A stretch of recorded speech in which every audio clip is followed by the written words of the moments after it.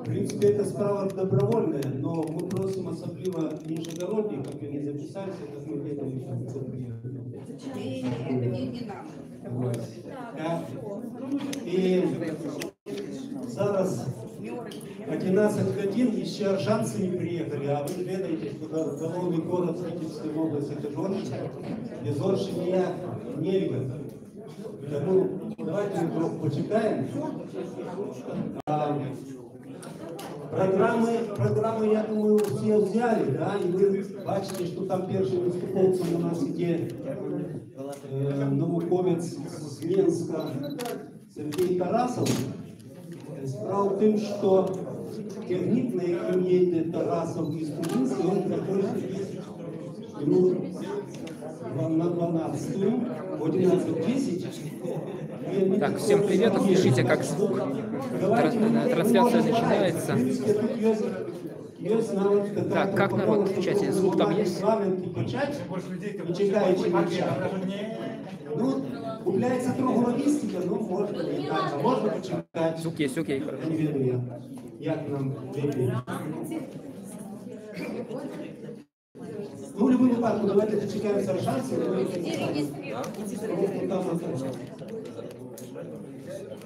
Поругаем за то, что они нам оценят наши взгляды.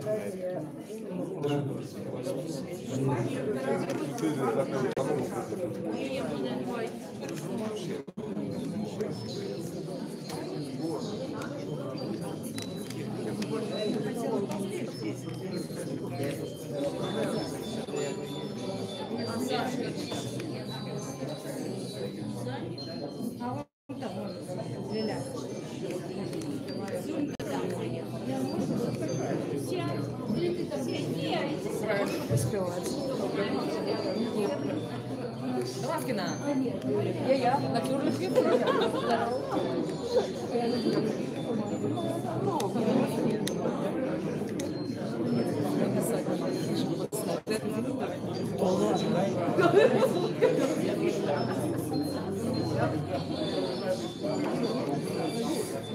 Да, это Витебск. Конференция проходит в библиотеке имени Ленина. По времени мероприятие уже должно начаться. Сейчас мы пока ожидаем, там, как сказал организатор мероприятия, прибытие еще некоторых людей. Сейчас начнут выступать лекторы сегодняшние со своими докладами по очереди, поэтому мероприятие будет достаточно долгое. Поэтому сделайте репост в соцсетях и напишите своим друзьям обязательно. Мы пока ожидаем.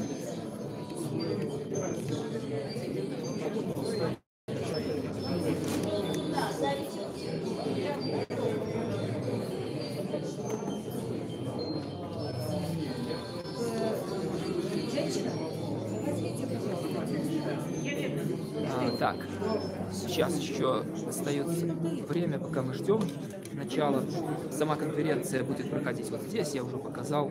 Собственно, вот здесь будет кафедра, тут, как говорится, все оборудование. Там также мы видим, что будет вывод видеоинформации с проектора. Сейчас остается немножко подождать.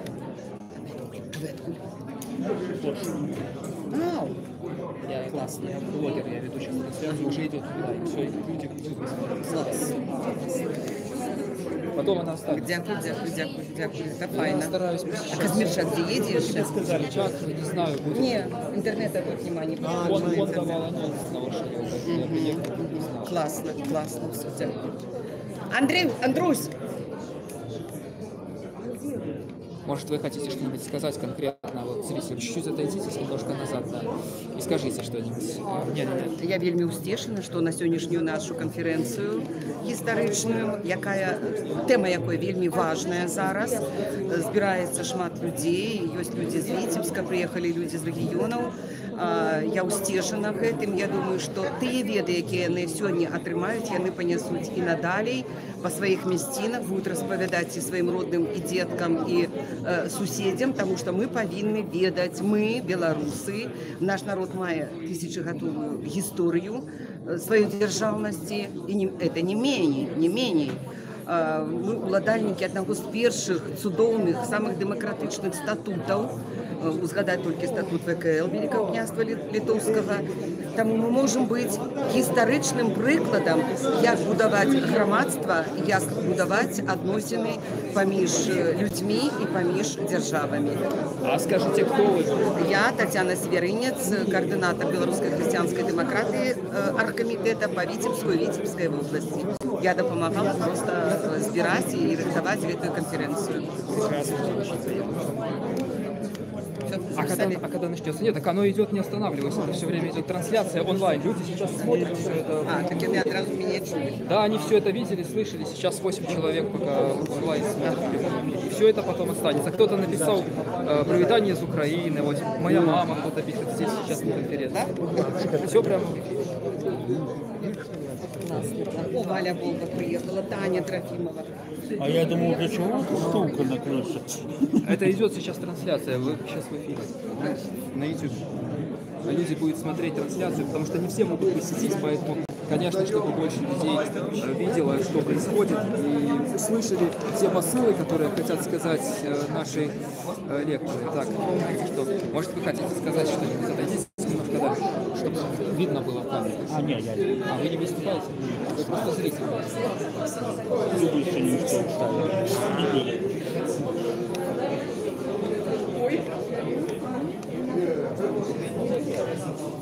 Что, как мы видим, народ уже собрался, приличное количество людей.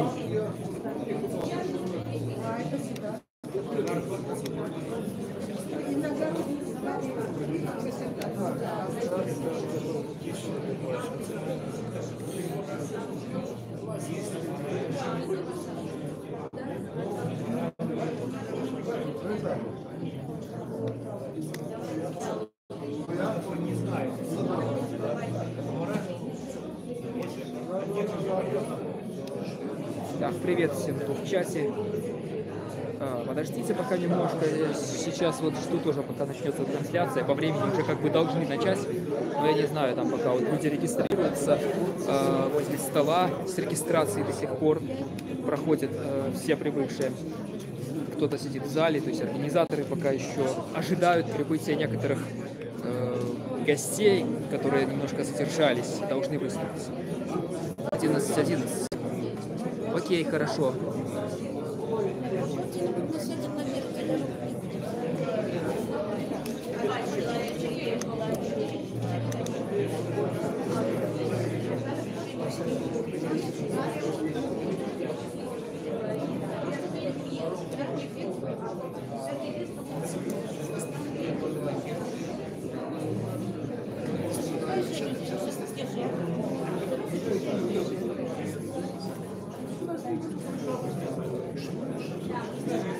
Так, народ все прибывает.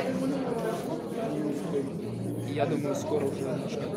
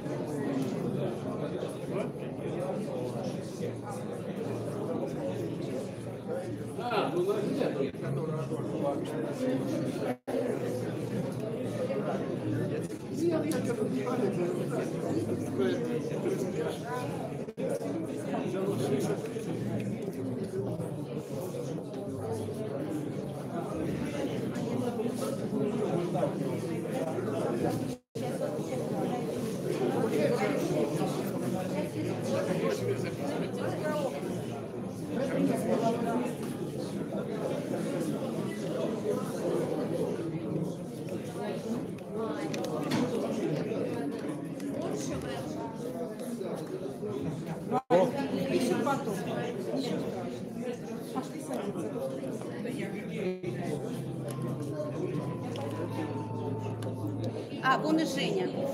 Женя.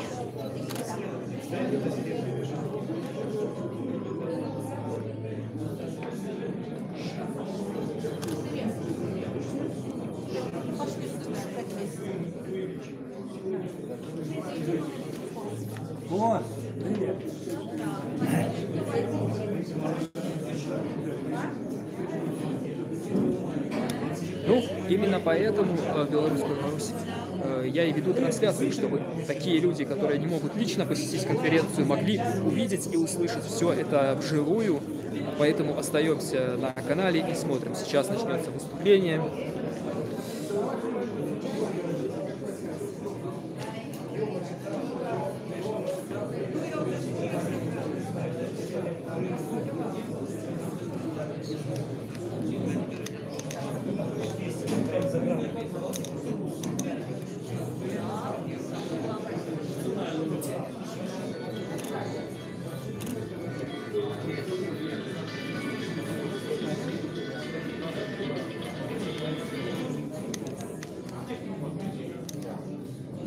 Далее.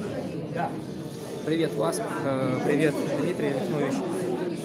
Так само усіх вітаю, ось зараз почекаємо, коли почнеться вже наша сьогоднішня конференція. Покуль що ось чекаємо.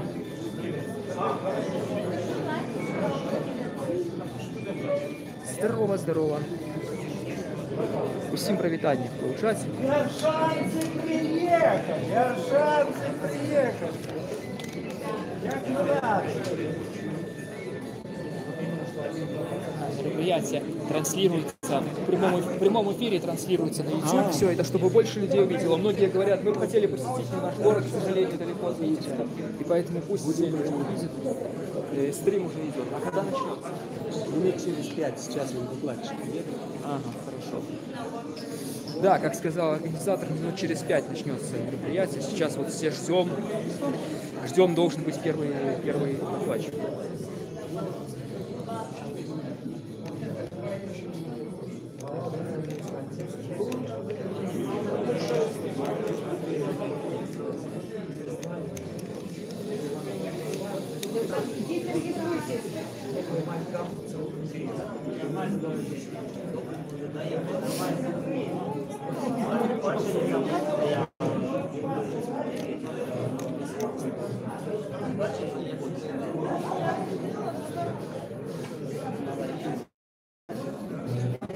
Так, вот Зарегистрировались? Чак. Да. А где там искать? Где вы Я заняли? не знаю, будет ли он конкретно докладчиком или он просто приехал как зритель. Видимо, он будет принимать участие в мероприятии. Возможно, как раз его и ждали. Шановне господарство, зараз уже мы починаем. Коли ласточка, я вас вельми прошу, место себе знайдите, не забудьте зарегистрироваться. До одной пригожей жаншинки это Витебск, до другой пригожей жаншинки это регионы. Не забудьте, коли ласка, покинуть свои контакты. Коли ласточка. І ще тое, що надзённае, прибірання. За другими дверима ви ходите у рекреацію і одразу прибирання жаноче, потім мужчинське. На мужчинской нема значка, так что нормально. Не заблукайте, коли ласка. Коли ласочка, і розсаджуйтеся, бо Мінськ зараз під'їжджає і одразу починаємо. Есть? Мусить быть.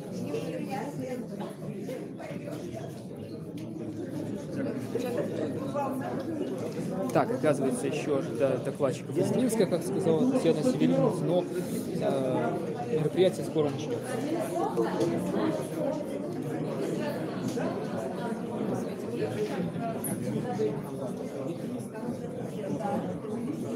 А народ потихоньку собирается уже.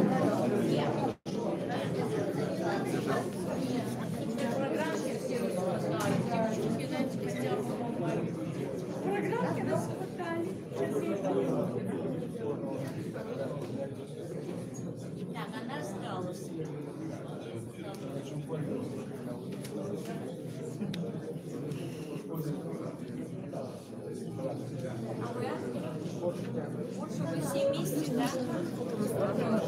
Не, на двух машинах. На двух машин. А кто еще пойдет?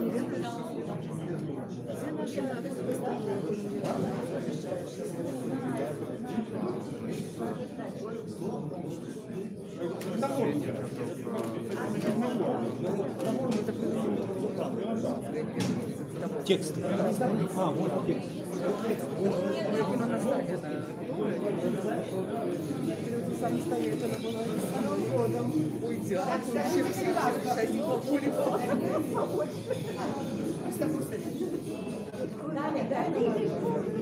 Ой, С Новым годом! Ну как же без меня? ну да, да. Трансляция идет.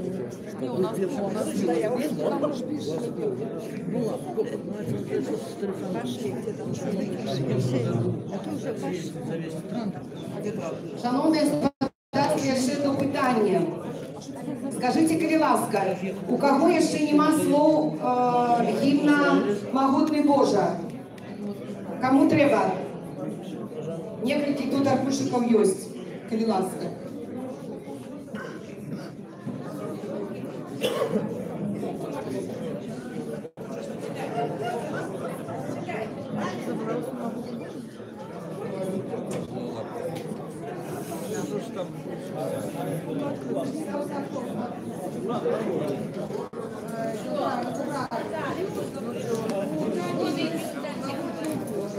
У нас есть одна недоречность. Не здолели мы знайти мінусовку гэтага цудоўнага спеву. Таму рыхтуйцеся, будем спеваць акапелла.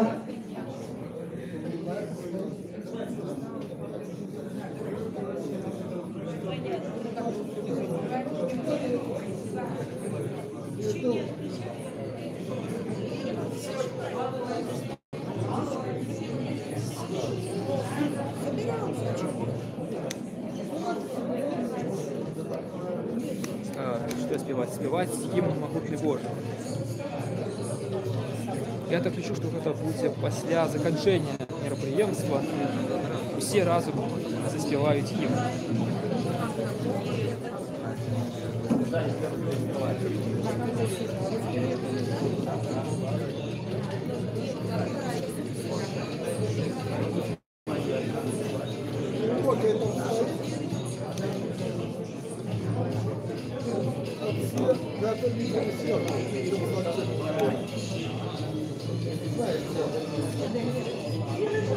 Всем тем, кто говорит, что подобные мероприятия никто не посещает, вот, пожалуйста, я даю картинки, сколько людей находится в зале. То есть это огромное количество. Это говорит о том, что людям интересно, и они вот приезжают из других городов, только из Витебска. Видим, что количество народа достаточно большое. Это мою программу.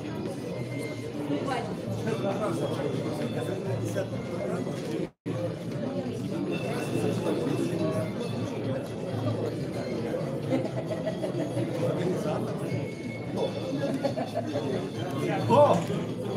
Все? Есть? Все.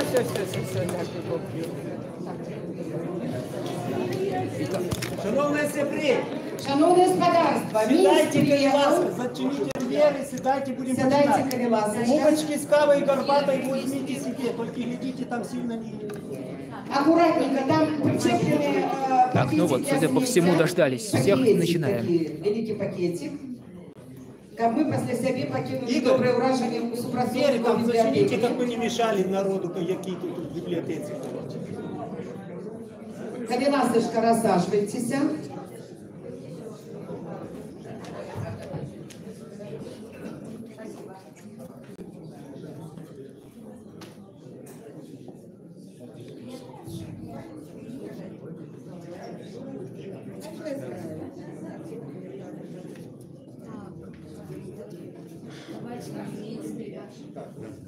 Лена?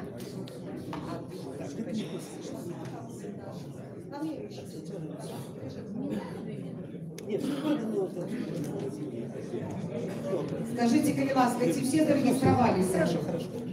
Все, давайте. Все? Шановне господарство, дякую великі, що ви дійшли, доїхали сьогодні на гэтую нашу такую цудоўную конференцію, яка присвячена белорусской державности, питанням історії і сучасності. Рихтуючи эту конференцію, Христофор Савельевич, це його ідея, до речі, у сьогоднішніх таких складаних варунках, яна вельми своєчасовая, він запросив цудовних виступовців. Ви їх зараз побачите і почуєте. Я вельми вас прошу, слухайте нас зачиненим серцем, слухайте нас уважливо, тому що зараз тут у такт б'ється одно наше білоруське серце. Зараз я попрошу встати і разом со мною, я вибачаюся за свої співні можливості, тому що тільки говорила, але тим не менш, слово у вас є у кого один на два. Ми почнемо свою конференцію співом нашого білоруського гімна «Могутний Боже». Могутный Боже, владар света, великих солнцев и сердц малых, над Белорусей, тихой и ветлой, росы промени своей хвалы, дай спору працы, что дённой шерой на хлеб штадённый народный край, повагу, силу и величь веры у нашу правду пришлась дай уродливость житнёвым нивам, учинкам нашим пошли мало, здрави свободной, здрави счастливой, краину нашу и наш народ. Живи Беларусь! Дякую всім. Шановні сябри, зараз я вас вітаю. Я вельми вдячний вас всіх бачити. Я вельми радий бачити наших сябров, які приїхали з усієї області. Я вельми радий бачити сьогодні ветеранів незалежницького руху Витебщины и Беларуси.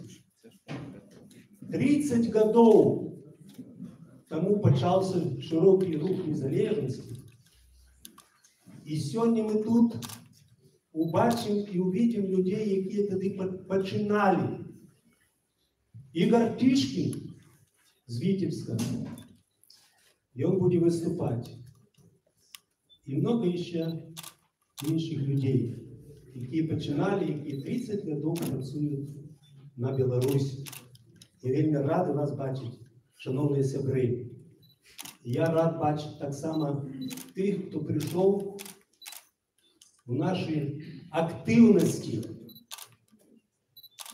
у минулому році, позаминулому році. Молодь, яка сьогодні на нашій конференції, тому що вони так само вельми турбуються за лёс нашей країни. На дворі вельми тяжке. Їхали ви хто з глибокого, хто з Шахмуші, хто з Мьор. Ось, але ми сьогодні разом з вами.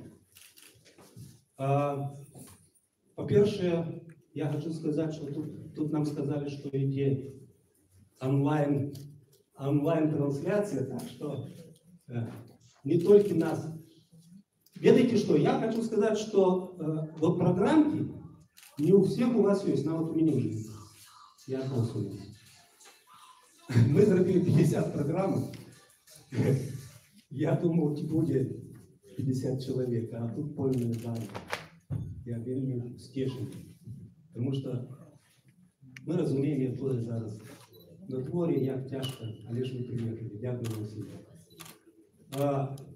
Справа в тим, що ця ідея конференції з'явилася, я вам щиро скажу, от як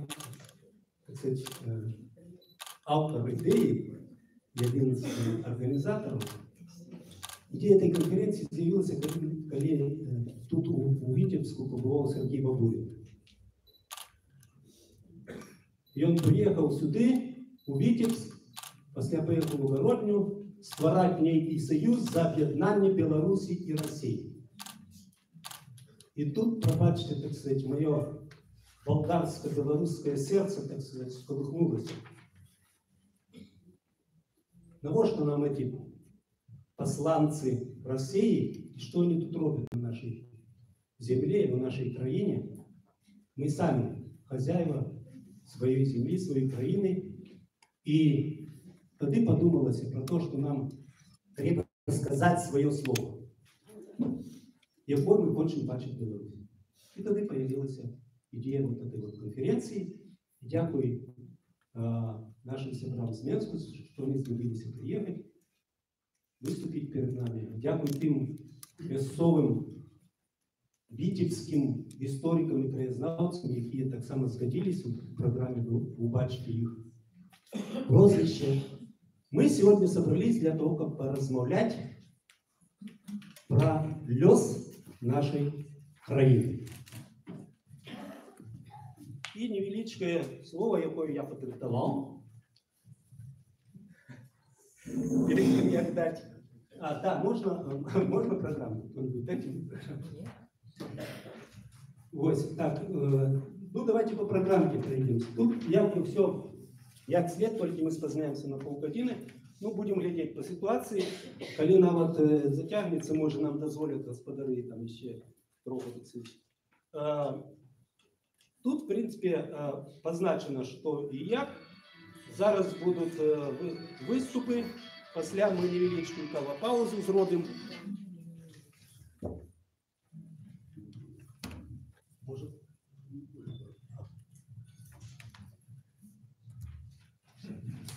Зробимо невеличку кавопаузу. Спочатку будуть виступи, так сказати, людей, яких ми запросили в якості докладчиків. Після кавопаузи, як ми сподіваємося, що в таким наводом, при таким тяжким надворі доїде Андрій Лягович до нас.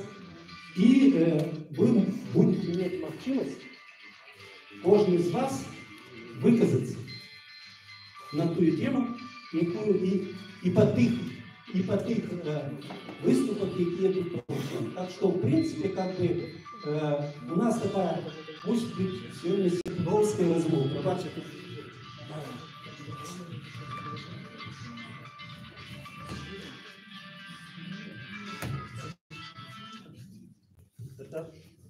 Я его не выключаю, потому что могут быть некие працовные. У нас такая будет открытая размова однодумцев на эту тему. Так что, коли вы, ехавши сюда, кто-то из вас, сегодня навык были такие, некоторые из вас подошли и сказали, а вы мне можете дать пару слов сказать? Можем. Один, что будем просить, как вельми серьезно, строго придерживаться регламента, как не затягивать сильно. Значит, по программе те самые часы, які призначені докладчиком, а там вот есть ось виступи удельників і дискусії, это в межах 3 хвилин. А питання докладчиков будут одразу после кожного доклада, вы сможете задать питання. Ось, коротко кажучи, по нашему раскладу. Ну и зараз перед открытием ось некоторые, так сказать, мои зауваги. Ось Зараз на дворі студень 2019 года. Это стогоддя с заснавання, облегчения, я не ведаю, як это назвать, Белорусской Советской Социалистической Республики. Что, я задавался себе питанием, что это такое? Это было створение незалежной, суверенной белорусской державы. Вот як лічить историю державности на этой территории? Ну, например, вот коли лічить, что первая белорусская держава это было Полоцкое княжество. Другая белорусская держава это Великое княжество Литовское. После была Речь Посполитая, это конфедерация двух держав, да? После 200-годовая оккупация этих земель и нашей краины Российской империи. У сакавіку 18-го года взнаўлення белорусской державы з'явілася Белорусская Народная Республика. А за ёй в СССР. Коли так вот лічить, вот як французы кажут, что у них зараз пятая республика, да? Можем ли мы сказать, что это пятая по черзе белорусская держава? Или это не так? Или это была наступная аннексия, оккупация? Вот про это можем мы сегодня, так сказать, сможем с вами почуть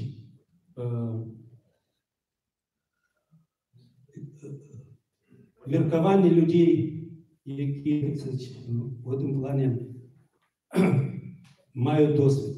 И вовремя. Вот что такое Беларусь? Да? Это что, частка великой российской державы? А московский владар, и он владар великой, малой и белой Руси? А тоді утворення у 91-м году України і Білорусі – це помилка історії, так? Яку треба виправити. Земли от Бреста до Смоленска – это территория историчной Беларуси, те земли отчий и детичей московских владаров. Вот такие питання витают у поведок, да? И у кожного есть свой отказ, и у нас так само. Патриарх московский Кирилл весь час полтора. Россия, Украина, Беларусь – это все Святая Русь. У Берости несколько годов тому он сказал, вот западная граница Святой Руси. А чему Берости? Чему Брест, а не Белосток? У Белостокі святиня, монастир, як саме, який належить до Московської патріархії. Може, треба Святую Русь туди ще, так сказати, далі?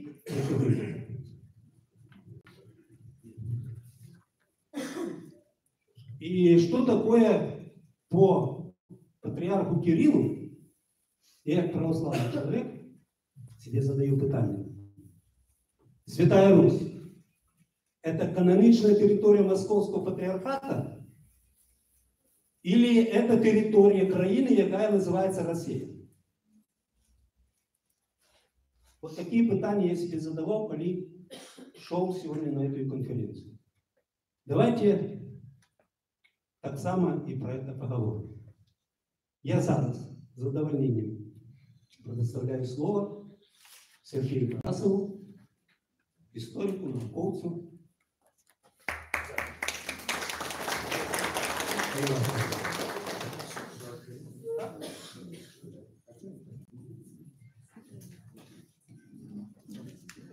Добрый день, шановні. Ну, я не ведаю. Так почуете и с микрофоном, и без микрофона почуете. Я сподіваюся. Нормально, да? Добрый день, шановні сябры. Я радий вас вітати. Давно я не был в Витебску. Все частей вот до Полоцка только доезжаю. Вот Михаил Болтович не даст соврать, потому что это Полоцк, доследую все свое життя фактично. Просто коротенько представлюсь. Ну, я кандидат исторических наук, археолог. які от видав некалькі книжек, присвячених Полоцку, дисертацію присвятив Полоцку. И увогуле, так сказать, старожитная история вот Витебщины, Полочины, это мое життя, это мое життя. Еще могу вам додать, если у вас есть внуки, дети в 4 классе агульноадукаційної школи, то они начинают учить историю Беларуси, называется «Моя родима Беларусь», по подручнику, написанному так само мною, правда, с коллегом Сергеем Пановым. Я не буду вам читать некую классичную лекцию, потому что, ну, хоть я на сегодняшний день уже и выкладчик у Темлику, але я хочу просто поделиться в межах вот этих полгодини 40 хвилин своими поглядами, своими напрацовками по витоках белорусской державности. Я подкреслюю именно эту белорусскую державность. Коли так далеко не оглядать тих дослідчиків, які вивчали нашу старожитну історію, я хочу згадати одного вельми незвичайного чоловіка. Його, на жаль, вже з нами нема. Доктора наук, професора Язепа Юхо, спеціаліста у галині держави і права, автора подручників і так далі. І він був самим радикальним серед нас істориком. І він казав, що історія білоруської держави починається у каменным веку. И он на этом настоял, менавіта у каменным веку. И он сказал, что вот те першие люди, які з'явилися на території Білорусі, ну, певно, він мав на увазі не неандертальців, які, так сказати, 140 тисяч років тут побили і зникли, а мав вже на увазі нас, сьогоднішніх людей, кроманьольців, которые как раз вот это приблизно 20 тысяч годов тому назад з'явилися на території Білорусі. Я скажу, вот вось яны ёсць заснавальнікамі беларускай дзяржаўнасці. Крышку меньше, скажем так, такими категоричными являются другие наши, правда, они не совсем историки, они антропологи. Есть такие антрополог Микулич, Национальная академия наук, ягоные коллеги Тигак и Салівон, які кажуть, що держава, певно, не. Але ось ті перші кроманьольці, які з'явилися у каменному веку, у неоліті, и они заклали таким моцный генетичный подморок во всех нас, что этот подморок живет у кожного белоруса до сегодняшнего дня. И он живет вот этой вот каменного веку, перемалывая нас до сегодня. Я так само не схильный починать историю нашей державности с каменного веку. Можно нават и не с железного веку, хотя вот там уже час, коли з'являються славяне и починают на наших землях расселяться на территории, где жили до того балты, конечно, передумовой державности з'является.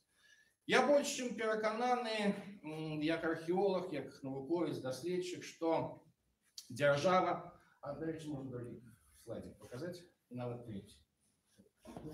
Давайте третий. Больше не. Ось мапа Полоцкой земли по Штыхову, белорусских землях, что держава, як институция, она, я спинюся крышку на тих, скажем, прикметах, які повинні бути. Але більше переконаний, держава як інституція узникає одночасово з узникненням городов. От як це не покажеться дивним? Коли ми зазирнемо у найстарожитнішую історію сусвета, то мы убачим, что державы повстают там, где з'являются города. И самыми такими первыми прикладами у нашей сусветной истории это знакомитые города поміж Тигром и Ефратом.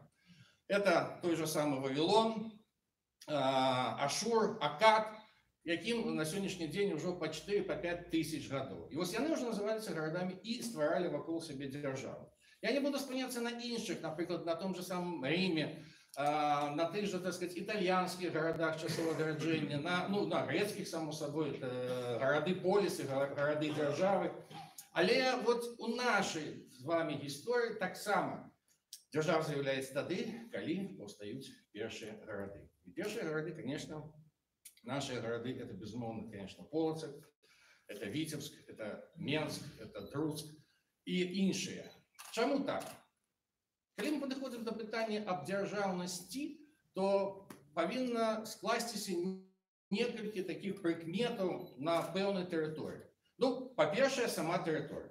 Коли нема території, натурально, так сказати, нема держави. Хай це буде територія одного города, або це буде територія города з прилягаючими, землями, але як от у випадку з Полоцком, вот я показываю на этой мапе, что Полоцк был головным городом, и остальные города, так званые прислухаючие, что у Полоцку постановить, вырашить, то, так сказать, малые города принять.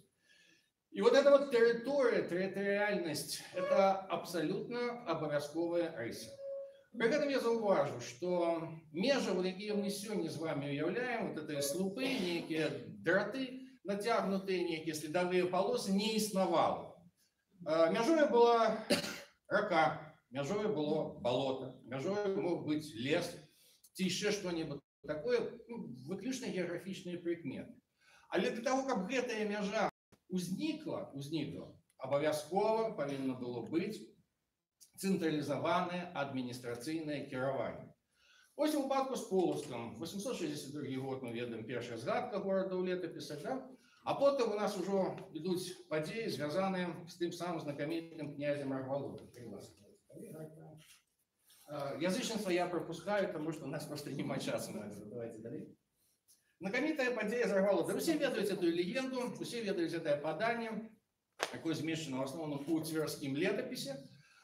Звернув увагу ось на що коли Рогнеда робить вот этот замах на життя Владимира, причому цікаво, яна робить замах після того, як народить йому вже 4 синів, 2 дочок. Владимир ще буде язичником, як будуть інші жонки, наложниці і так далі. На питання здивленого князя Київського, за що, вона йому відказує.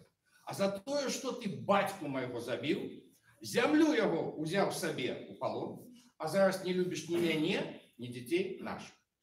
От ви думаєтесь на хвилиночку, да? Рогнеда, ким би вона не була, ким би не був Рогволод, прийшов він за море, був він бараком, чи він був там певним славянином, скажімо, там з острова Рюгена, да, знаменитого острова Буян. Але вони вже себе відчували у Полоцку не просто господарами, там, запрошеними, обраними ці яким чином. І вони лічили гэты землі вже своїми родними. Тому він відказує за те, що ти батько і землю його забрав собі. А зараз не любиш. І ще одна цікава річ. То есть вот есть господарство, есть керівництво, есть князі, але гэта мало. Гэтага мало. Для того, как повстала держава, повинны быть еще целых шерх чинников. Ну, например, может, дивом для вас подастся чинник для 10-го століття, это повинна быть внутренняя экономика. Я больше чем переконаний. И вот опошнее доследование тут на Витебщине показывает, что и наши города повставали на скрижовании гандлевых шляхов. Ну, в якости самых знаменитых прикладов, это той же самый Новгород Великий, например, да, першопочатковое городище Рурика. Это знаменитый Смоленск, першопочатковое Гнездовское поселище. Это перенесение в некоторой ступени, скажем, Полоцкого городища на новое место. Это перенесение Менска того же самого в 1967 году. Это я мог вам расповести по подробязнее, але я лечу, что первым, кто захопил Менск, был полоцкий князь Всеслав Вячеславич, а потом уже киевский Ярославич. Дальше можете об этом почитать. У меня поза минулым годом вышла книжка под названием «Полоцкий чародей». На русской мове, до речи. И минулым годом вышла книга под названием «Археология Беларуси», там так само об этом пишется. Так вот, у этого повинна быть огромная экономика. Скажите, какая может быть экономика, да, у раннем средневечья? Сидели они там по хатах по своих, занимались виробом горшков, лепили там, ковали нечто такое, вырезали с дерева, а вот и нет. Справа в том, что основу, як это здастся дивно, на той час экономики складывал гандель. Причем гандель и внутренний, и гандель знешний. Без его эти города просто не могли повстать. На скрижовании вот этих гандлевых шляхов, там, где гандляры спынялись, там спынялись ремесники. Гандляру треба було ніяк обслуговувати. Треба було, так сказати, ну, комусь упригоження робити, так сказати, комусь там коня подковать и так далее. И это все было вокруг таких поселищ. И одним из яскравых, абсолютно фантастичных прикладов такой вот экономики является знайдений под Полоцком у вёсцы Казьянки скарб. Ну, уявите себе дробненькие... Ну, давайте дали там. Прогортаем. Дали. Давайте еще дали пишу. Еще дали. Полностью верно. Скарб, еще дали. Там будут такие монетки образуют. Еще.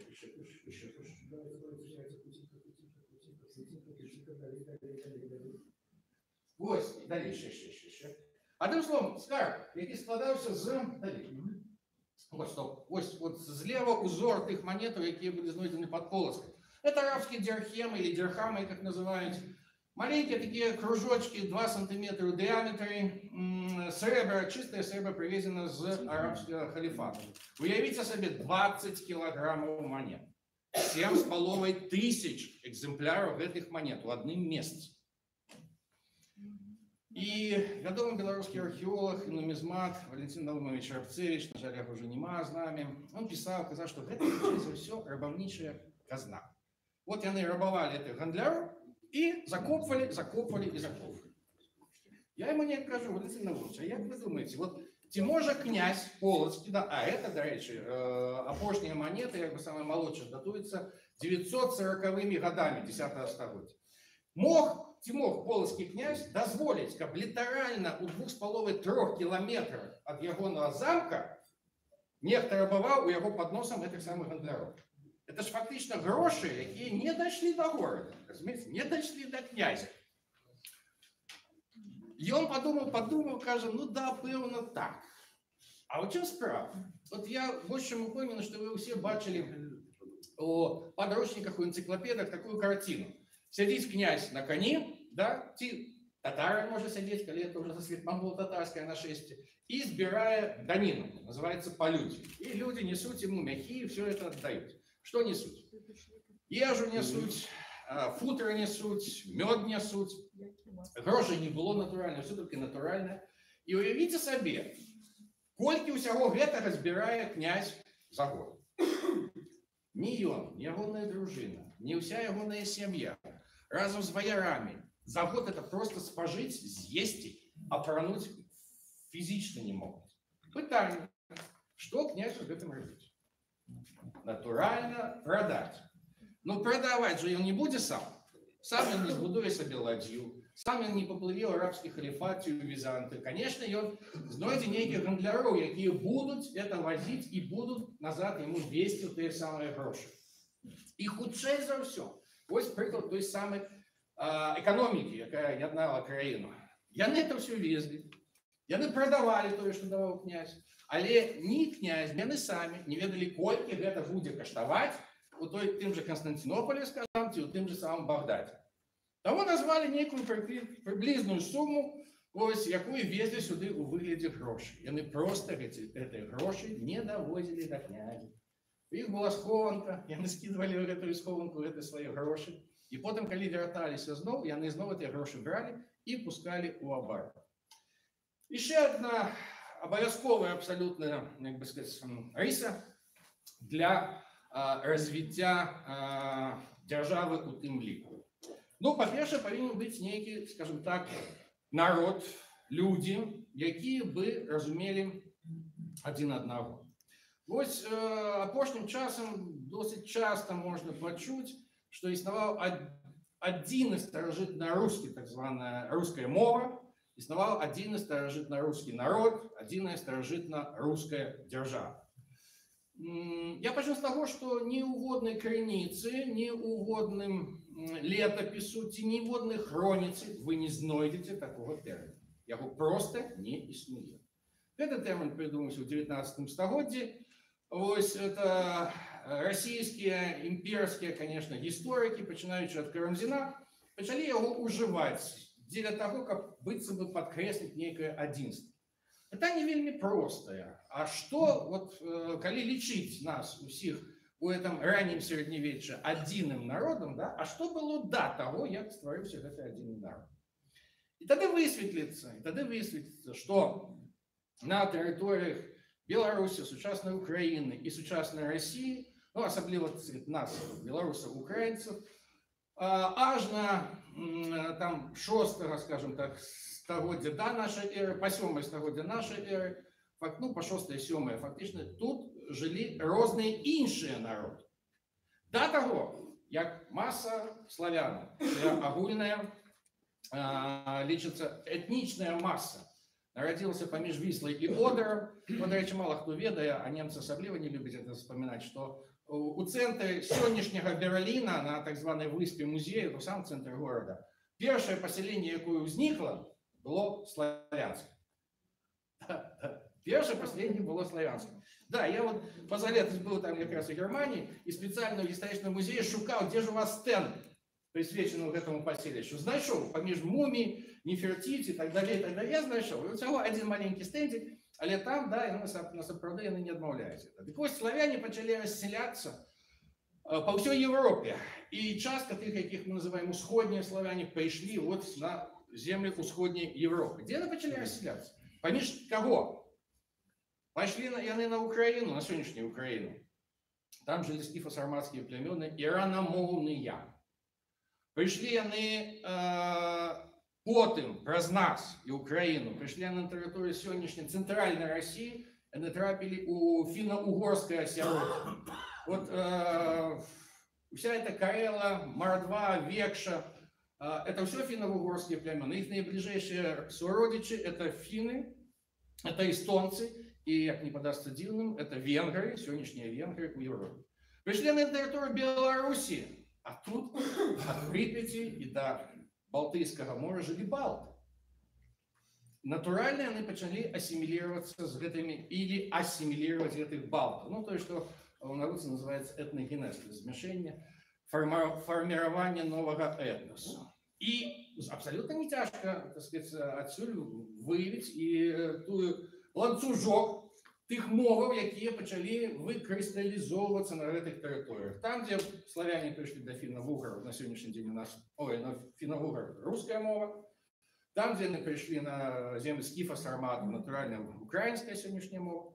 А там, дзе яны прыйшлі да нас, з балтамі з'явілася беларуская мова. І між іншым, это вялікая памылка, калі кажуць, што беларуская мова пачала з'яўляцца толькі ў 14-15 стагоддзі. Дастаткова, ну, можа быць, і прагартаем крышку далей, глянуць на крыжы Ефросініі Полацкай. Я вот калі паспею, два слова об этом скажу. Вот. Першыя прыкметы беларускай мовы з'яўляюцца на крыжы Ефросініі Полацкай. І вот тут мы падыходзім яшчэ да аднаго пытання.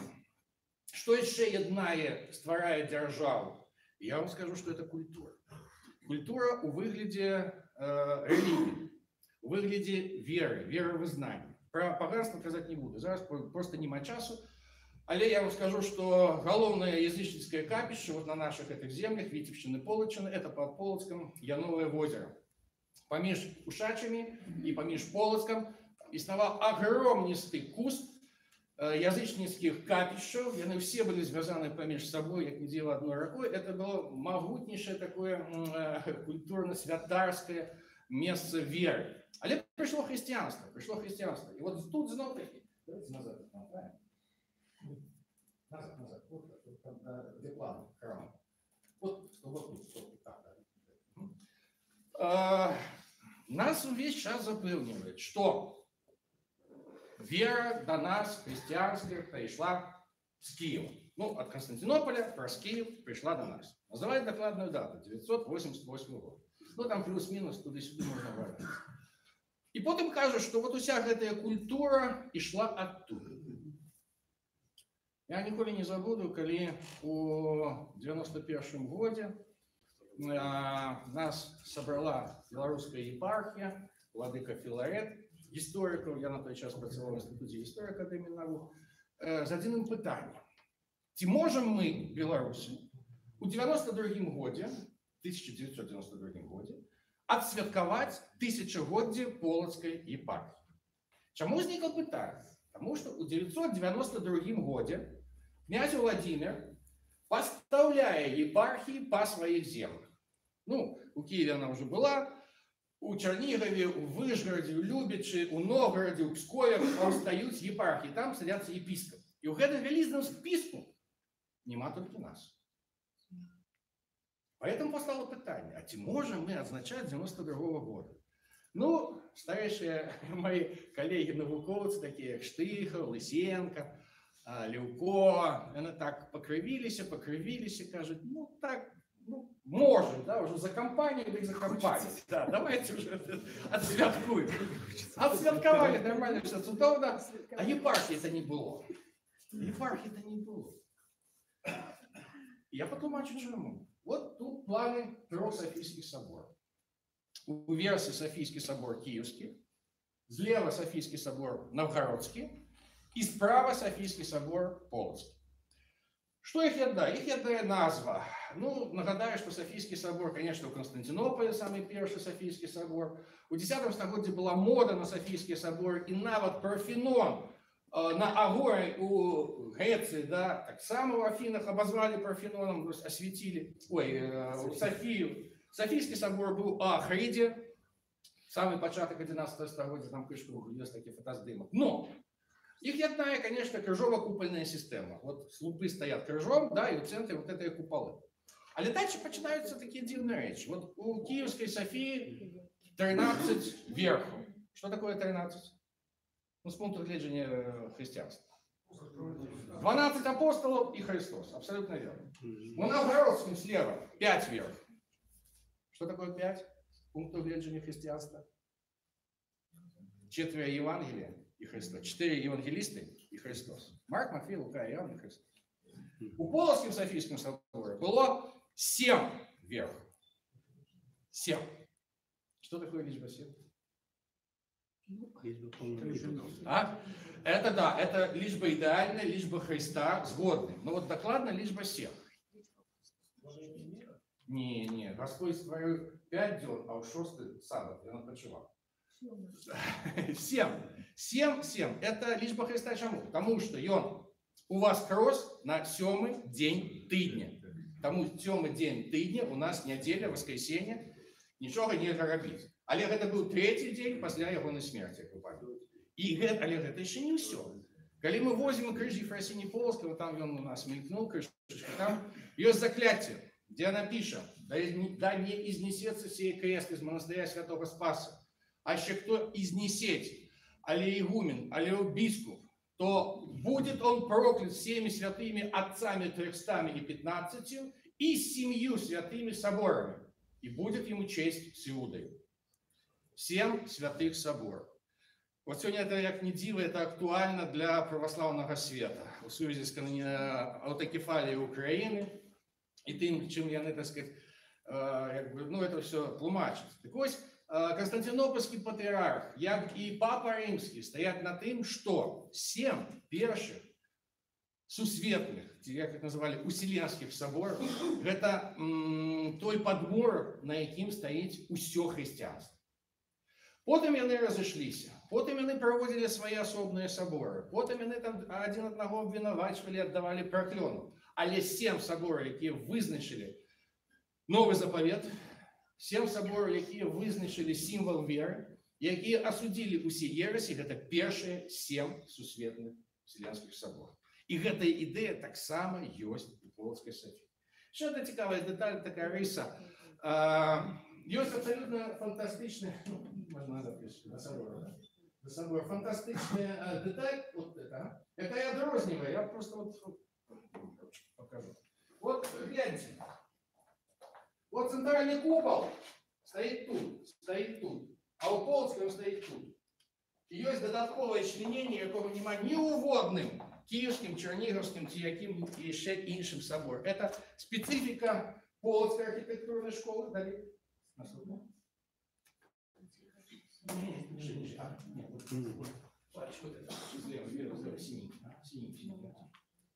И болгарско-македонская школа.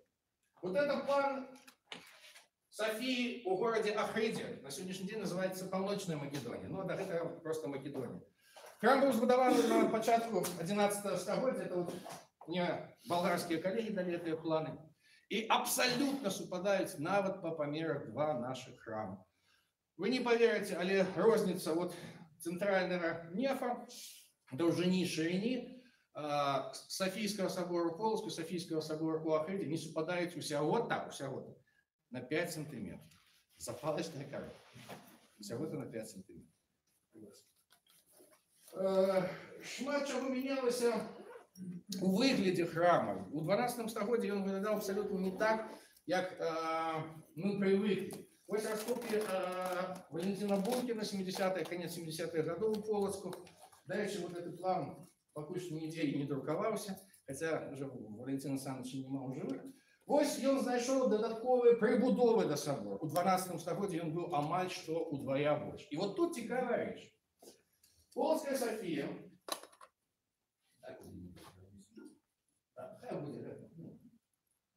Вот Полоцкая София на гравюре 579 года в центре.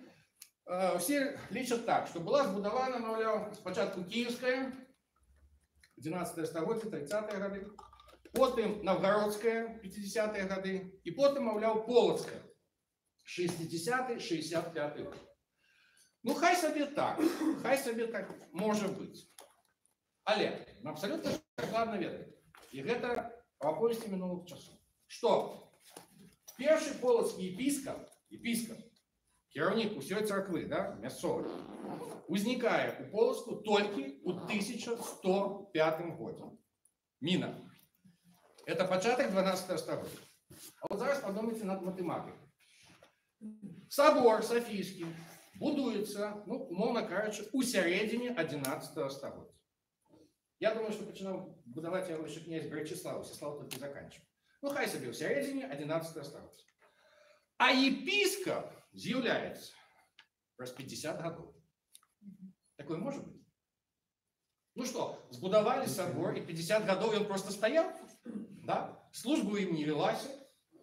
Святаро там не было, образов там не было, росписов не было, паникадилов не было, ничего не было, да, вот просто сбудовали и стоял. Такого быть не может. Такого быть не может.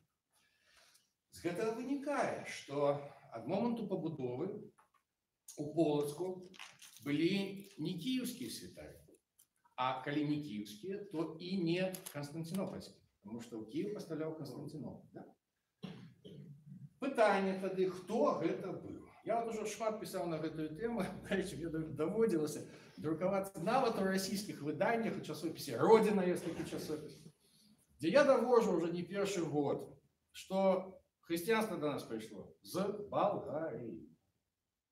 Альбо Македония, альбо Болгария, альбо Сербия, Балканы. И шмат есть аргументов на користь, но я головное скажу, что у 10 стагоддзі болгарская церква была аутокефальная, то есть самостойная, имела статус патриархии. То есть то же самое, что Константинополь, разумеется, то же самое, что Рим и все остальные. Они имели право поставлять епископов, они имели право хрестить другие земли, и вот у нас менавіта такая история была.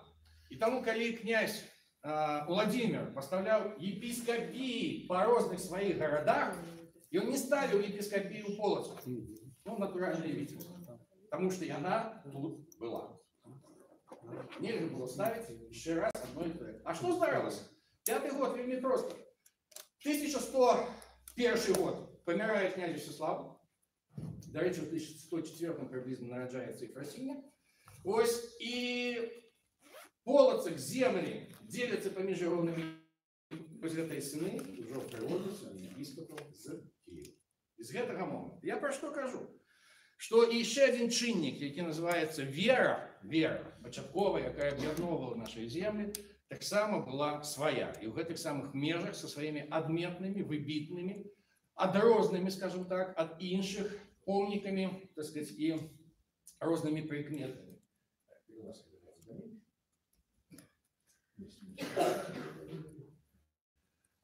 Ну вот так что там разбираете, вот просто, ну ладно, давайте тут. Я пропускаю историю, давайте еще раз. Храм стоит. Я пропускаю историю с Всеславом Чародеем, это особная размова, это вельми все цікаво. І так само незвичайно полоцького князя у виніку першого у історії Київської Русі повстання городських князів 1068 года визволяють з темниці і обвіщають великим князем Київським. І он мел на это право, конечно, абсолютно право было за им.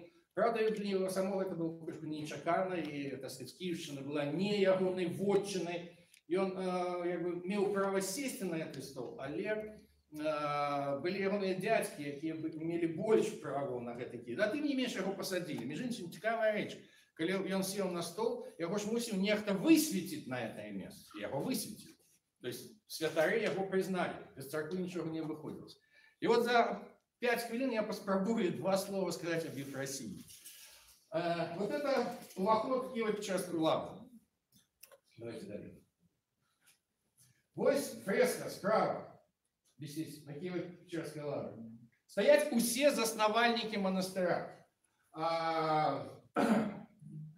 Святой Феодосий, який був першим игуменом монастыря, да?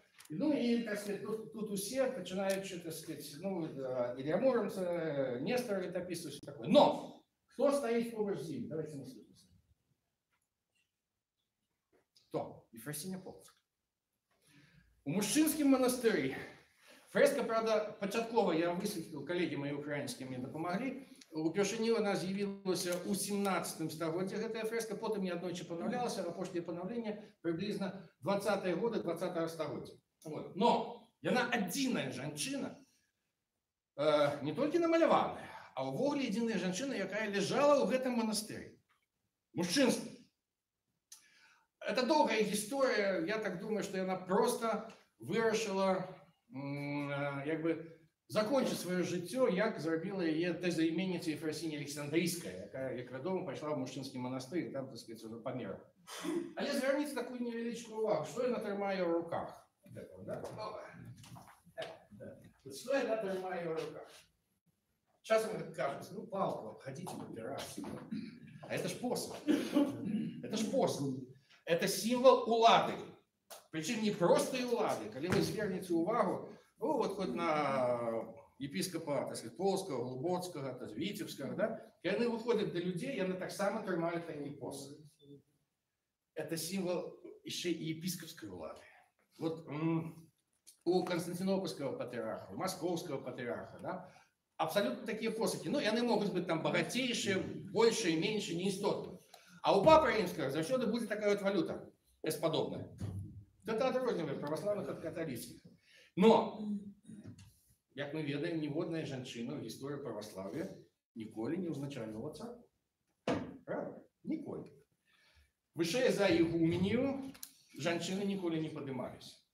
Але это была такая невероятная пашана и повага до яе, что вот тут мы бачим, что яе прираўноўваюць по яе статусу до епископа. Ну, это я пропущу, далее. Раскопки мои на территории монастыря. Была найдена вот такая печатка. Вот, я даже подумал, что эта печатка не Ефросинии, а ее сестры. Потому что, давайте далее. Потому что вот официальная печатка, найденная в Новгороде Кокнесе, выглядала так. Насправді Ефросинія Олександрійська, и написано по полу: «Господи, помози рабе своей Ефросинии найцаемое». Покуль, наступный слайд. Покуль в 2015 году не была знайдена вот эта печатка. А минулым годом знайшли еще одну такую печатку. На сегодняшний день мы маем докладно три печатки, які належали Ефросинії. Усі вони знайдені у Полоцькій території Спасовського монастиря. І висвітлилося, що вони були зовсім інші. То, що ми думали, приписували Ефросинії, м'яко кажучи, не зовсім правда. Но я хочу звернути вашу увагу на дві речі. Я недаром тут написал о Ефросинії. Вот покажу. Хвилинка. Господи, скорочено, помози рабе своей Ефросинии. И она сама себя называла Ефросинія. Потому что Ефросинія 3 раза присутствует на крыже Ефросинии Полоцкой. Давайте хоть покажу.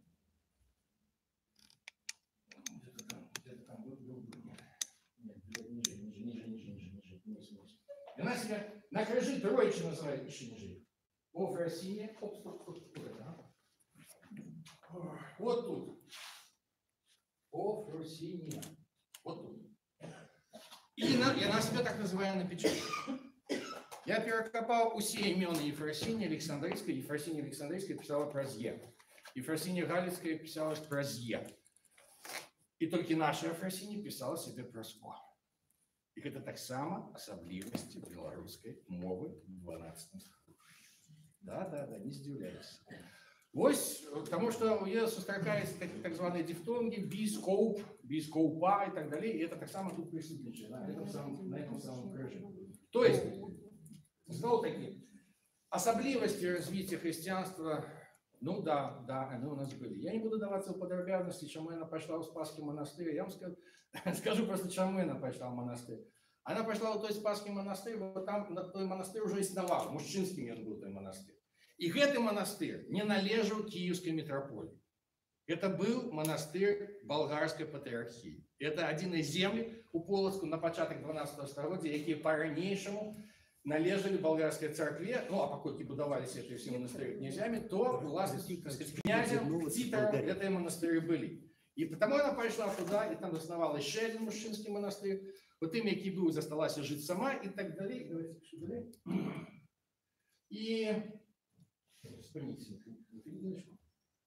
И Крыжий Фросиний Полоцкий, это опошне, что я успеваю сказать, живые.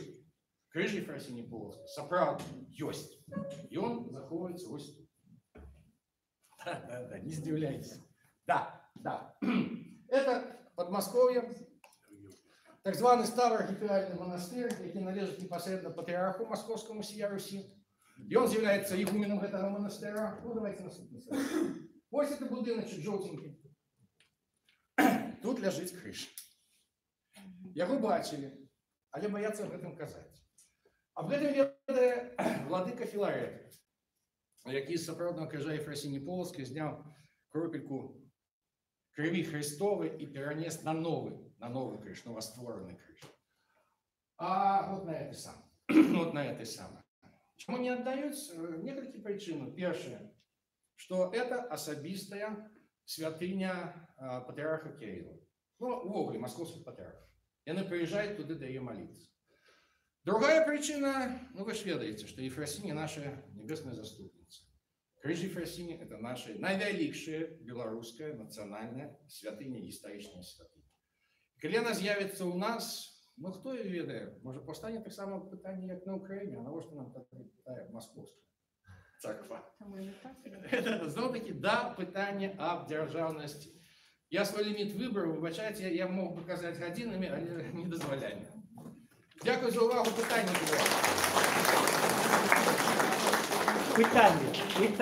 Я поспробую хутенько відказати. Зрозуміло. Кажучи, об'єднуватися нам треба із Росії, з Болгарії. Ні, там питання. Ігор. Так получается, ну, само собой разумеется, что войны ведутся на корысть религии. Россия снова на корысть. Ну, не завсёды. А что полезного в религии, кроме, ну, создания государства? Не, ну, религия, по-перше, ніколи не пропагандує войну, наоборот. Я таких религий, принаймні, не ведаю, где официально. Религия, ну, я хочу сказать, она єднає людей. Причем незалежно от того, власне кажучи, яка это религия. Вот в нашем випадку, абсолютно белорусским уникальным, потому что такого прикладу просто не існує у світі. В Європі тим більше. Где одночасово існувала православная церква, католицкая церква, уніатська церква, у певний час аутокефальная церква, ну, натурально габрейская синагога и татарская мечеть. Ну, делать, знаете, такую державу. И те же самые татары, те обладатели належные, написали свои аль-китабы по-арабскому на белорусской мове, чим самым заховывали мову. Але все это на одной території, на одной землі, розумієте, і це земля наша з вами Білорусь. Ось, от користь в даденому випадку любої релігії, ну, а у нас це в Богу фантастика. Слухай.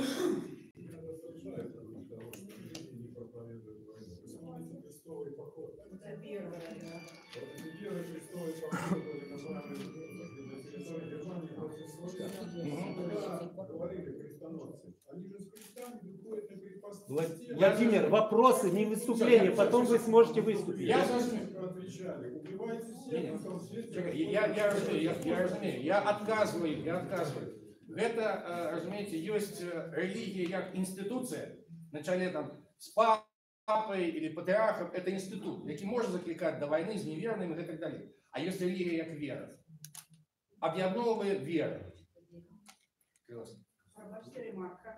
Але там ми бачимо шмат картин і у фільмах, коли батюшка виходить і освящає твоє військо, яке пойде на війну. Это российский. Пробачте, а тоді білоруські, то так само і благословляли. Потому вот это вот, что вера не летит домой, ну, напевно, это Не, ну, не вера, не вера.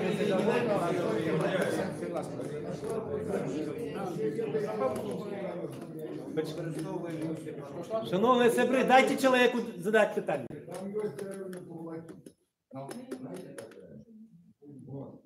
И там есть кладбище, в котором где-то лет 300. Вот съездите, посмотрите про нашу историю. Стоят на глубине 1,5 метра 3-метровые кресты брамы. Вот и говорите потом про историю нашей краины. Съездите. Засыпано 4,5 метра. Добре. Дякую. Я пропоную просто не починати дискусію на контррелігії, тому що це не до вечора і не до утра. Так, ми сьогодні розмовляємо більше, так це все ж таки про історію Білорусі як держави і країни. Так, или ласка? Ні, все нормально. Тихо. Отсоединение от русской православной церкви. Колено было у Русской православной церкви. С чего починалось? Я вам задам все, я откажу вам другим питанням. Почему? Все, окей. Я зрозумів, я откажу вам другим питанням. Ви коли мені таке задаєте, я питаюся одразу. Скажіть, будь ласка, коли була заснована Москва? 48 років. Правильно, хорошо. Друге питання. А хто заснував Москву? Кажуть, князь. Який князь? Ну от той, який на коні сидить на Тверской, насоплюють Мосгордуми. Вспоминають, ах, да, Дмитрий Долгорукий. Тоді опошнє питання. А ким був Дмитрий Долгорукий? А він був великим князем Київським. Все, дякую за увагу. Дякую.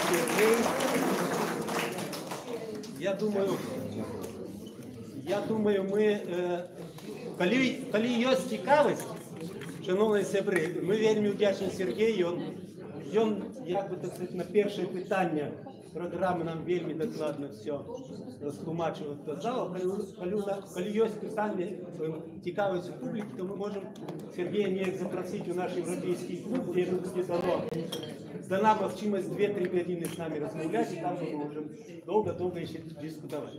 А зараз слово Ніні Стужинській, от якраз вона відкаже на те питання, з якого я починав.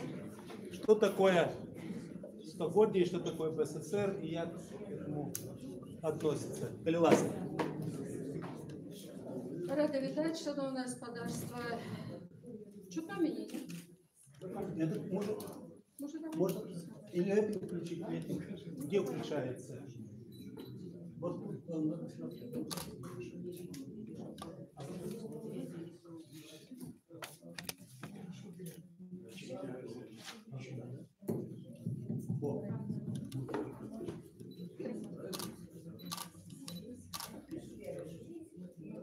Рада можливості повіншувати вас з Новим годом, з колядами. Зичу вам здоровья, вытримки, мужности и спокойного, доброго життя в нашем национальном доме Беларуси. Конечно, тяжковато них так переходить сразу от Святой Краснополоцкой, натхняльная история до большевиков, и тем не меньше. Я хотела почать так само з питанням, яке повстало передо мною. Так що ж ми святкуємо кожен год 1 студня 1919 року? Що ж тоді відбулося? Чому ми святкуємо цю дату весь час? Я не підійшла до проблеми з другого боку. Розглядаючи архивы репрессивных органов, тюремные архивы, я зауважила, что там шмат месца займают тюремные справы так званых айцов БССР. Одразу скажу, что БССР назва з'явилася крыху пазней. Прикладно, коли вот глядеть по границах, это 1924 год уже стали користаться этой назвой. А до того момента это была ССРБ, Советская Социалистическая Республика Беларусь. Коли мы все учились в советских подручниках, и там панует одна абсолютная версия, это советская версия, что в СССР это было счастье всенародное, что это форма державности, это форма национального самовозначения и так далее. А коли, скажем, глянуть альтернативные границы, то все выглядит абсолютно иначе. Мы забываем весь час, вот когда берем одну эту дату, что на самой справе было несколько плынів организации державности, белорусской державности. По-перше, мы забываем, что великая плынь национально ориентованных политиков зробила все махчимое, как привести країну и народ белорусский до обвящения 25 сакавіка 1918 года Белорусской Народной Республики.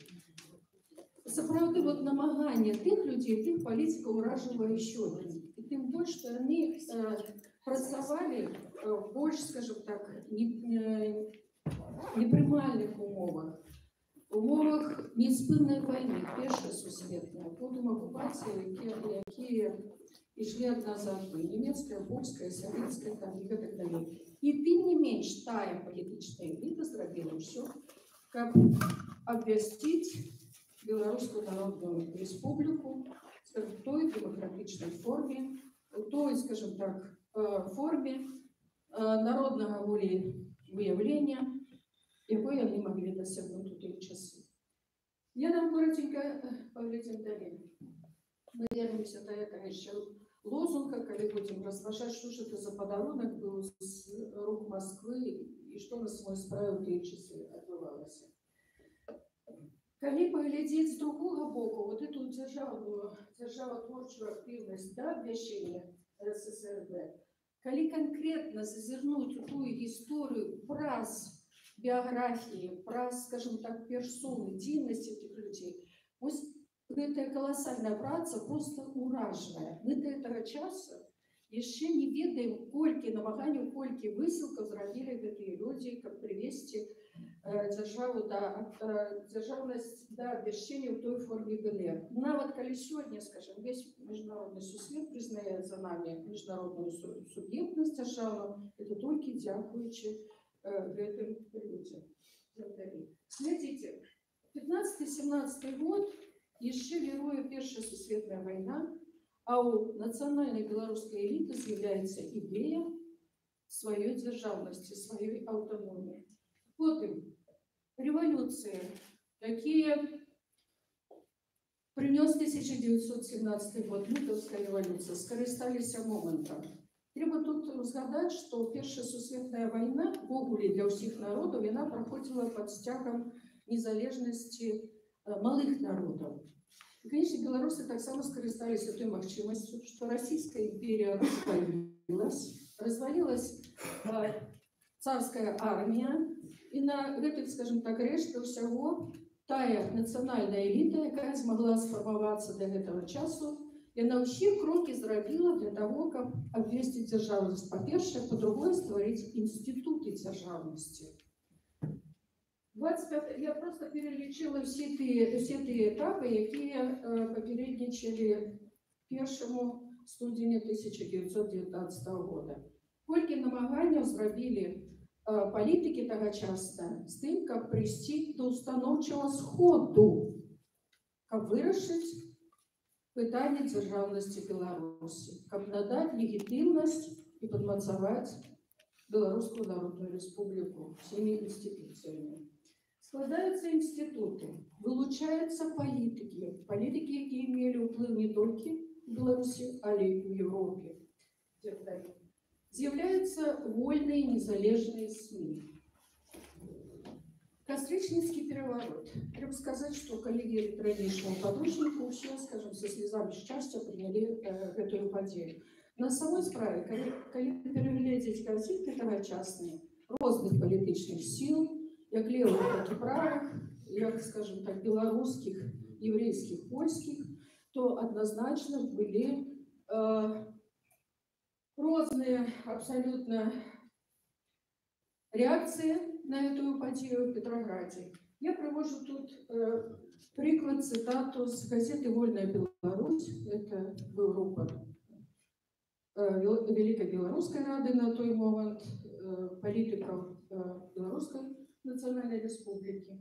Вот как раз то, что газеты грамота до белорусского народа, якую там, по сутности ущерб надрукавали органы, яны прийняли подію в Петрограді як віхур безлайця в той час.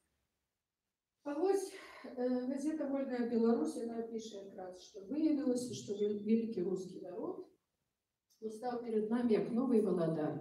Короче, всі на той час навіть було зрозуміло, що імперські тенденції у тих большевиків, хто прийшов до влади в 17-му році, видовочні. Что не глядячи на все эти там заявы, на правы народу, на самовизначение, пам'ятаю, ще добре по подручнику вчили, а потім з'являлося питання, коли прийняли такі документи, чому ніхто не захотів створити свою національну державу? Чому всіх назад стягнули уже, скажем, в ту ж саму імперію, тільки в совєтському форматі? Большевики одразу визначились вот этой вот позицией. Никому не дать свободы и воли. Одиное что? Польща. Але Польщу они не могли утримать. Тут можете вспомнить и подеи, які были там Брестский мир, вот и Рижский мир. Короче, кажется, у Москвы и у Кремля просто не хватало военных сил на это. И того, конечно, что утримали, то утримали. Нек, разглядевши альтернативные границы, и доклады людей, які були свідками тих подій, бачно, що такі документи вони зараз в відкритому доступі, навіть є в Національному архіві експозиція, яка присвячена століттю СССР. Я хочу сказати, що документи одразу понижають пафос цього святкування.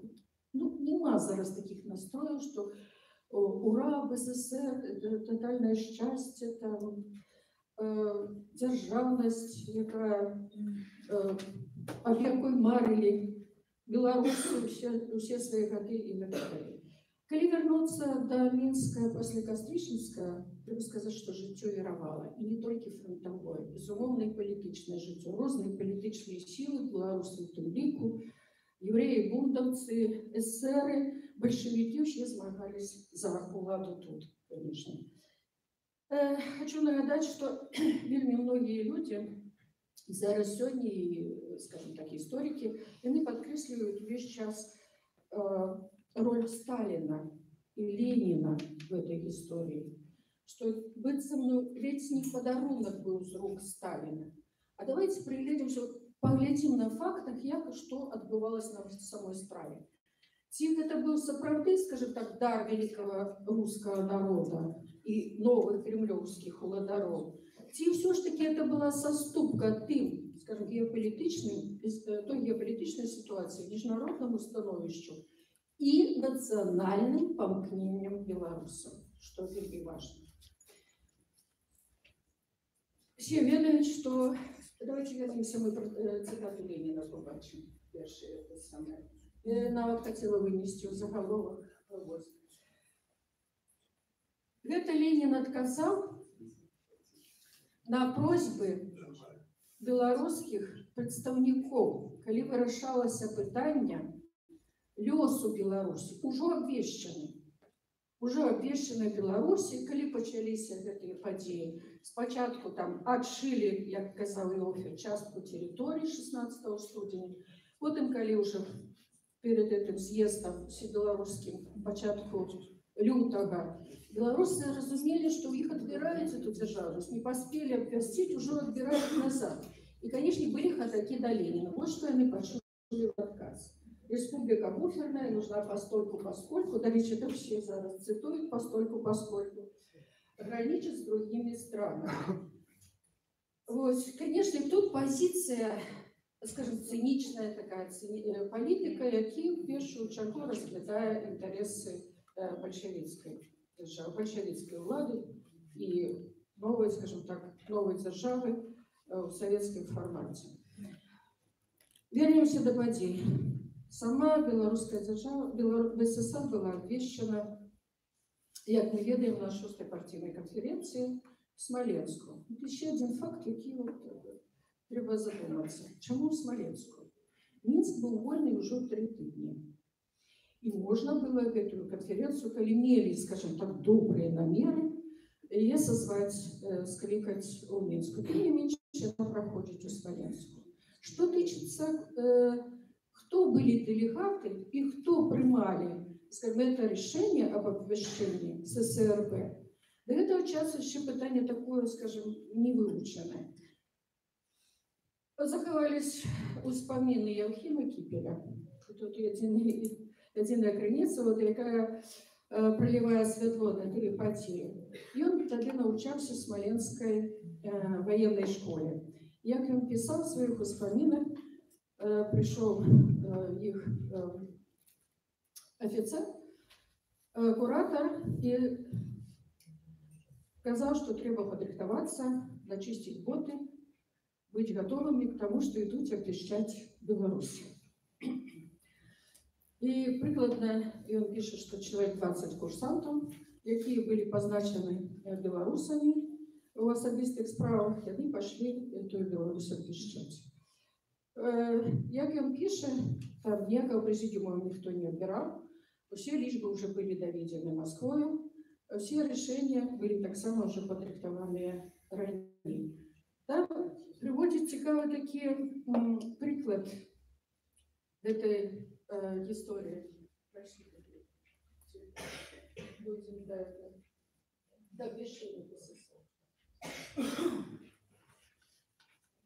Что, оказывается, на этой конференции присутствовали эсеры, которые назвали шло 10 человек, и Полута Будунова, ведомая наша политик, зорка на той момент до политичном небосхиле Беларуси, и она означала делегацию белорусскую, эсеров. И по вспоминах Минавета Полота Бодунова выступила супротив вещей в СССР. Можно прочитать ее цитату. И она кинулась амаль не в бойку. И, как пишет очевидец Кипель, что она там с Жилуновичем, ну, ведь не побились. Она была женщина, скажем так, крутая, острая, эмоциональная и, что называется, абсолютно махчима. Ее реакция на то, что проходило в этом зале. И она выступила, кричала, что Белорусская республика уже обвешена законными представниками белорусского народа. И все, что вы тут робите, это фальшь. И никто вас тут не выбирал. И она сказала абсолютную правду, потому что колькость делегатов, які приймали рішення, было, скажем так, до этого часу неведомо, кто были эти удельники, як их собрали, их никто не отбирал. Короче, кажется, легитимность объявления на той момент в СССР, ССРБ, она, конечно, под великим питанием. Видите, как дальше події развивается. Тут, треба сказать, пафос вот этого святочства, и он одразу падает. Обвещена ССРБ была в ночь на 31 снежня у Смоленску. Уряд белорусский, переезжая в Минск 5 студені, маніфест спішалися вельми. Ми лічимо, що він прийнятий 1 студені. На самой справі підписаний був 2 студені. Чому? Тому що білоруси починали вже розуміти, в яку пастку вони трапляються. І Жилунович довго упирався, підписати маніфест, де прокламувався так само і Союз Російської Федерації у цьому вигляді. І хто ж підписав цей маніфест? Йому просто, що називається, заламали руки. Телефоновали до Сталина, Мясников скардился, что белорусы тут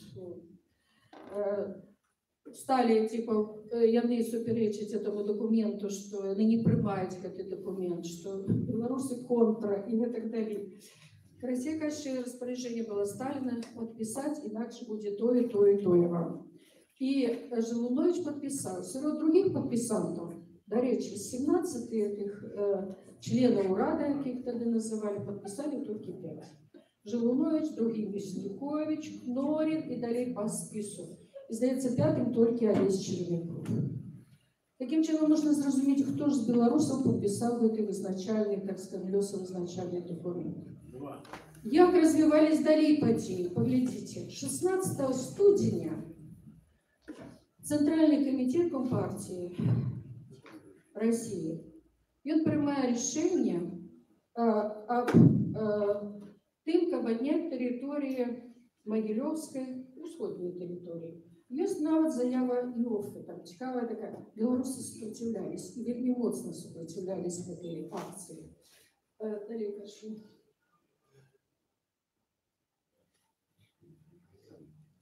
Так, еще, да? Нет. Мы уже дошли до конца. Вот сюда давайте. Территориальные страты. Таким чином 16 студня приймається рішення, і приїжджає сюди відомий Адольф Іоффе, Мінська, попрацьовувати вже тут білорусів, щоб вони згодились на це рішення. Білоруси не погоджались. По сутности Иоффе пишет лист, и он цитует все наши эти публикации, пишет своему щабру Рыкову, что тут он сутыкнулся с амбитными белорусами и с амбитными большевиками Мясниковым Викториным, которые тут змагались за владу, и той бок. И таким решением волевым с Москвы, снова таки по звонку Сталина, что с этим треба погодиться, что країна буфер, есть польская небяспека с заходу, тому треба погодиться на то, как Беларусь покинуть, як казал тогда Иоффе, рожки до ножки, это Родинскую и Минскую область. Хочу сказать, что сами крымицы вот передают вот этот циничный абсолютно характер тирамов. Вот это вот относины такие погардливые старейшего брата, моцного такого имперца с Москвы до Беларуси. Сама ж эта подія, вона так само рихтувалася і з допомогою самих білорусів. Біженці білоруси, які створили Белнацком в Петрограді, а потім в Москве белорусские секции Российской Компартии. Эти белорусы як бы рихтовались Кремлем для того, как привести их в Минск для обвещения выступления и года самоустраивания. Члены Урада на чоле з Желуновичем, Фальский, Шила, и они все были подрихтованы ранее в Москве. И по документах бачно, як этих доверливых белорусов, які вірили, пробачте, старейшему брату, что он зацікавлений у створении тут державности, они приехали, что называется, с открытой душой в сердце. И верили до конца. И вот погодение постанова 16 студеня об тым, как писал Иоффе, отшить частку территории и покинуть рожки до ножки, вот как раз это был первый такой холодный душ для белорусов, которые приехали и взяли тут портфели. Ну вот, коли поглядеть склад Урада, 17 человек, из них 11 было представников российских коммунистов, представников так званого Абл-Канзаха. Это Мясников, Кнорин и его вся компания. А с другого боку это 7 Шантель был 8 представников национал-коммунистов белорусов. Больше того скажем, белорусы все ровно сопротивлялись. 22 студеня однословая конференция, однословое посещение коммунистов, где уламывали белорусов погодиться на эти территориальные страты. Самое цікавое, что выступил на боку белорусов и оспречивал это решение русский человек, человек Григорий Найденков. Он был один з членів УРАДу. Він выступил і сказав: я не розумію, що це. І він якби виклав агульну думку, що тільки обвестили Білорусь, не пройшло 2 тижні, тільки вони приїхали з Москви, і у них вже відбирають територію, обрізають. Що застається? Чому воно так? Коли буферна республіка такі можна створити з усіх територій? Чому це так?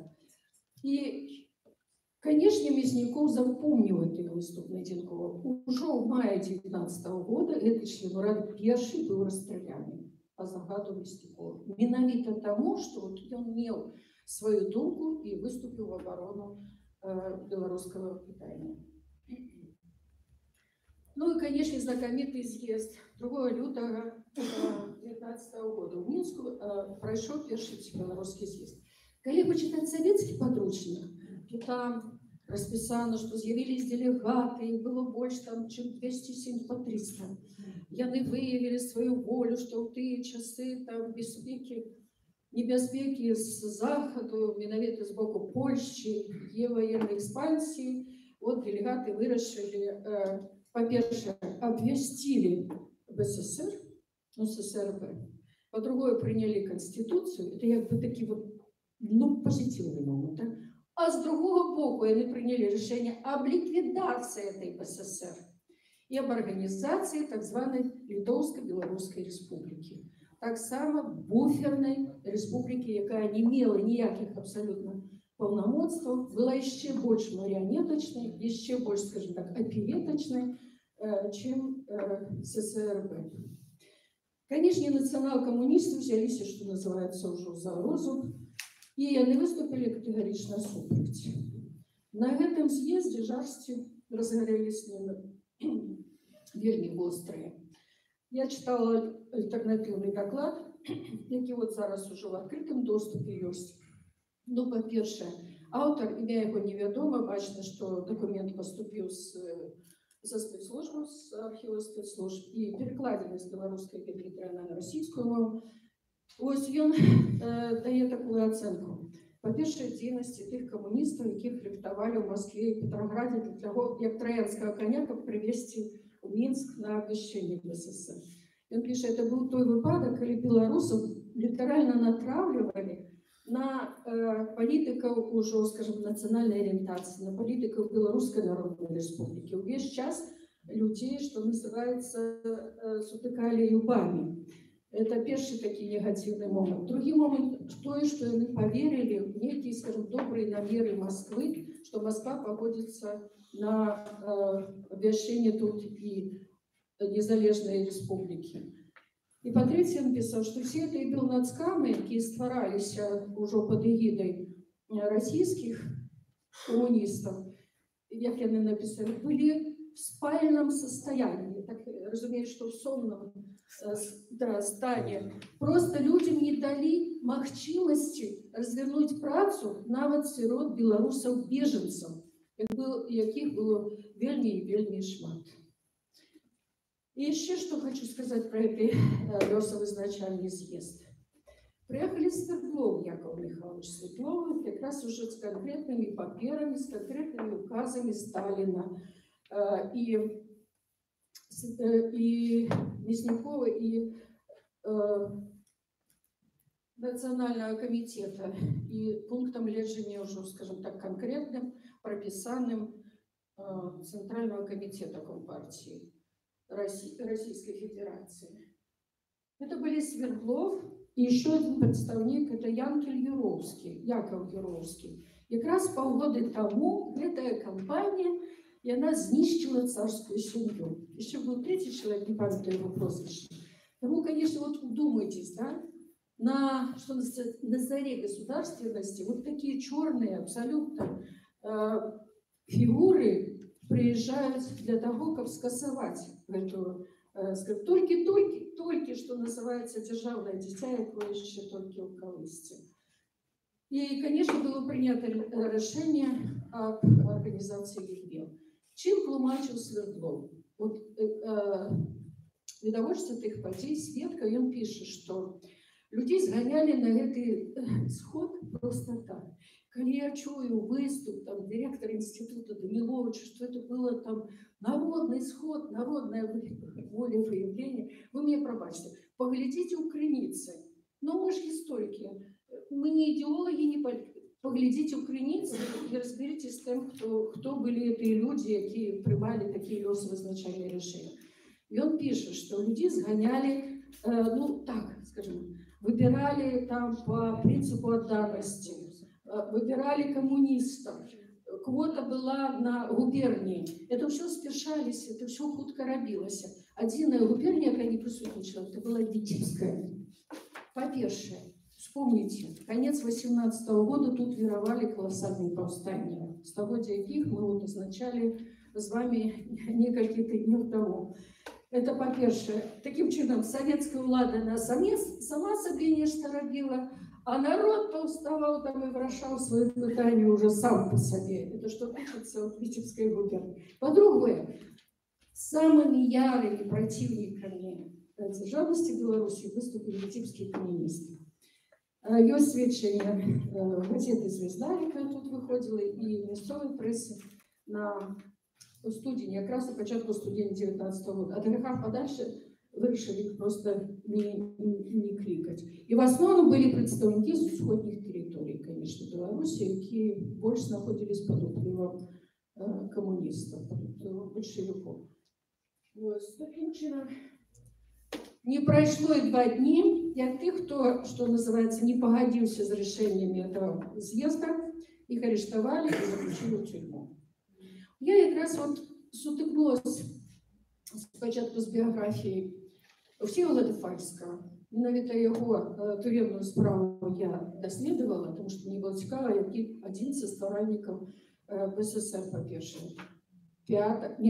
6 лютого він уже в тюрмі. Його посадив, його супроводжав в камеру сумно відомий Николай Кривошеєв, який розпочинав Снежинський всебелорусский з'їзд. Так само вельми символічно.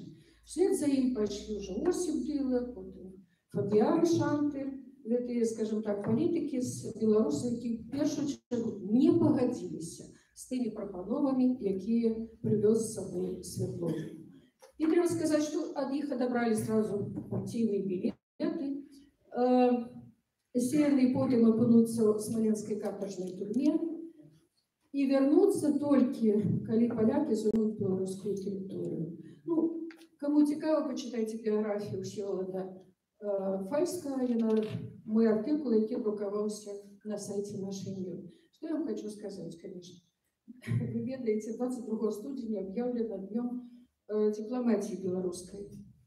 Мы долго тут встречались, ломали голову, чему такая дата обрана. Кажется, некие документы, и они вышли в 20-м году. В 20-м году в липені відбулося якби другое обвіщення СССР після приходу поляків, після вигнання польської армії. Але на самой справі знову-таки там, скажем, і та форма держави, вона не бездокорна, тому що не уряд був створений, а був створений чрезвичайний орган, революційний комітет, який на кілька років означав Олесь Червяков. Можно сказать еще несколько таких сведчень.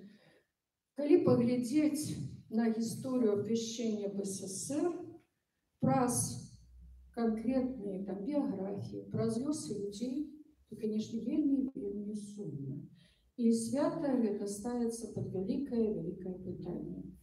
Из этих 17 членов Урада двое з них покончили самогубство, 11, ну, зрозуміло, подчас чистки зникли, но перший був розстріляний вже одразу у 19-му році.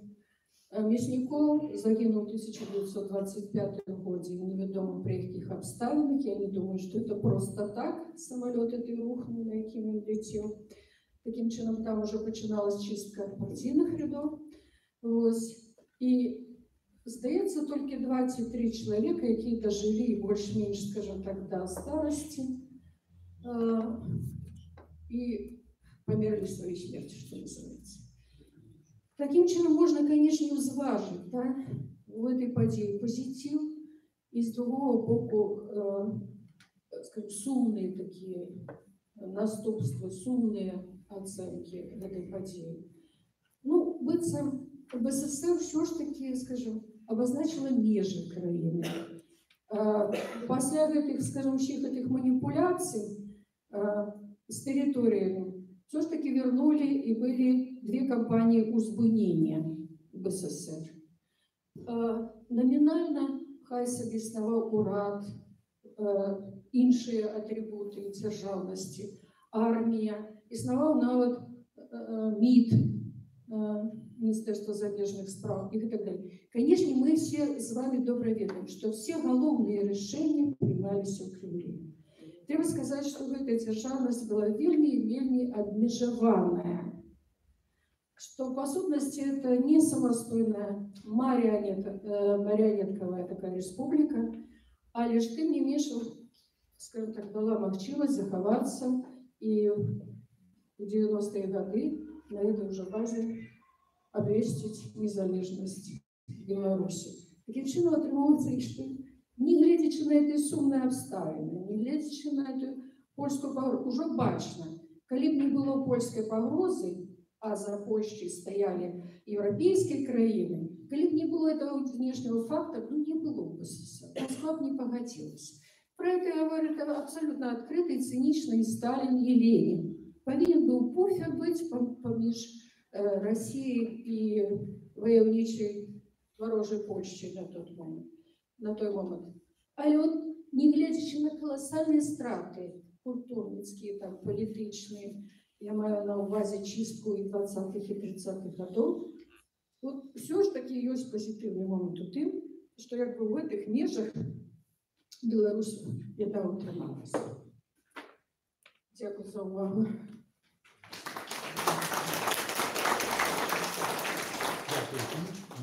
Коли ласка, питання. Скажите, коли ласка, як професійний історик, ну, откажите на такое питание, коли это мовчимо.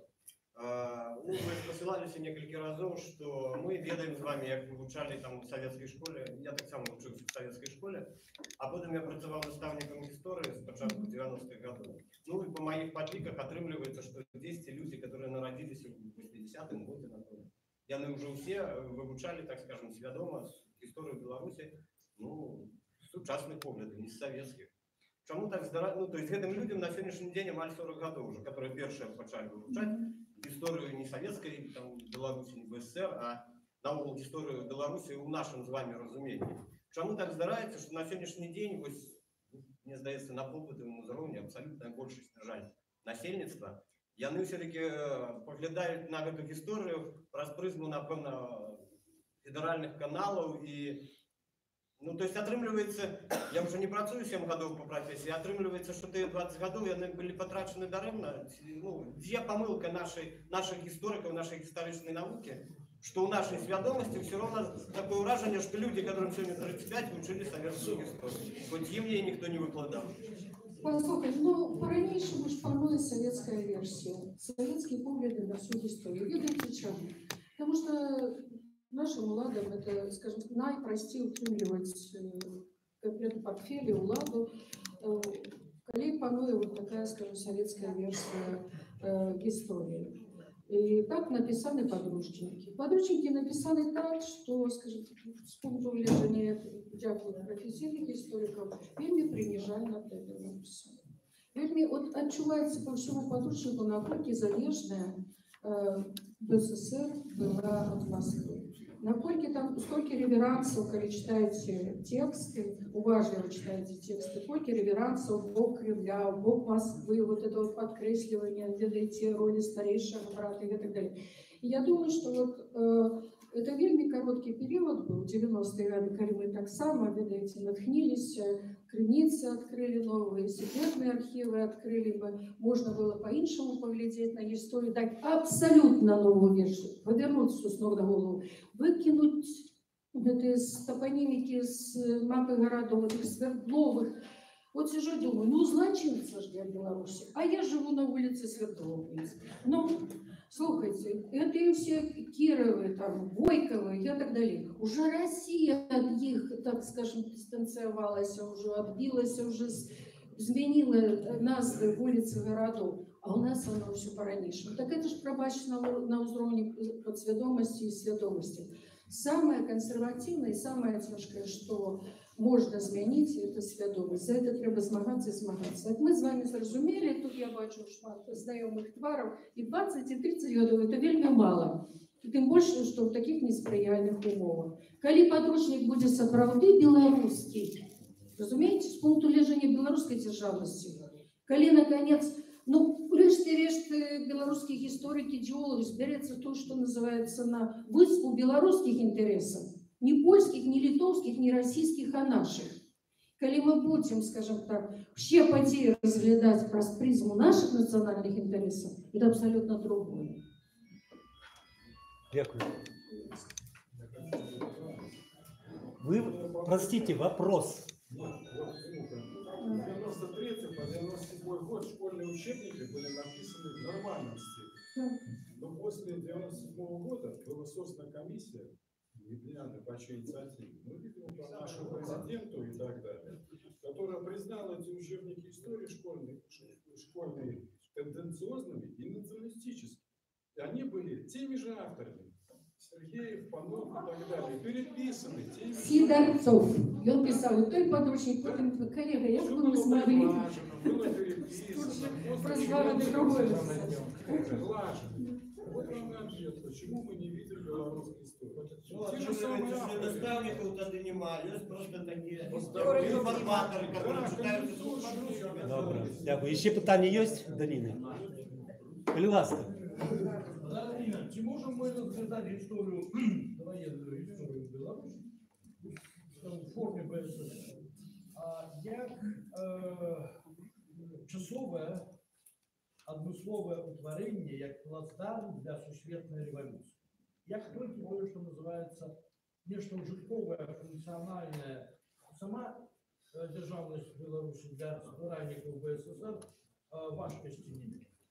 Дякую. Ви вельми важний аспект якраз закранули. Ну, я весь час казала, что для Москвы это была цікавая буферная территория. Ось, сапраўды, прикладно, недзе до 29-го года, до Великого Перелома, вот такая думка изнавала об сусветной революции, что нам мешать, да, что нам национальности, коли мы там будем пановать во всей Европе и во всем свете. Треба сказать, коли поглядеть конкретно на лозунги, за якими Червоная армия крочила на Запад, жахливо. Да здравствуют там польские советы, да здравствует советская Польша, там и так далее, так далее. Нездарма одразу эту армию и эту уладу боялись, вот, и приняли все меры, как что ж таки затрымать. Добре. Коли нема питання, пробачте, як вас зовут? От ви задали питання. Ви? А? Игорь. Игорь, вот на твое питание, чему сегодня про 30 годов люди еще думают вот этими стереотипами, ты сам навод уже затронул эту тему информации, тему российских каналов и так далее. И роля СМИ в этой ганебной справе, Змитер, казаки, нам... Да, можно я два слова скажу про сучасность? Покольки запрошаються на эти інші мероприятия по святкованию БССР, хочу сказать, что тяжко нам і сьогодні донесення культурної теми, скажімо, погледження на эту. Але тим не менш, не все так кепсько. Глядите, минулым году начальство ОДПНР была науковая конференция в Академии наук, спехом худенько выдавали книгу адмыслова до этой даты, дозволили концерты и так далее. Вы бачили это святкування до 100-ліття БССР? Таких пышных, як ранее, да таких пафосных, зараз уже не было. И другие ще можуть. Все-таки это как бы тихий. Да, может, и напрошивается, что, назад у БССР? Коли, скажем, сегодня отзначать эту дату с такой помпой. И И по-другое, кто поглядел материалы на Советской Беларуси, там, круглый стол? Вы поглядели, тональность изменилась, акцентация абсолютно изменилась. Уже ставить знак ровности поміж БНР и БССР, типа это важный этап державы. Погоджуся в певному сенсі. Але слухайте, як от це саме думка тільки этой истории, как ей недавно казали, абсолютно отворотная, меняется. Да? Уже все потеют тут от всебелорусского съезда Снежинского. Не от решений Москвы, товарища Сталина, а от Снежинского всебелорусского съезда 1917 года. Дякую.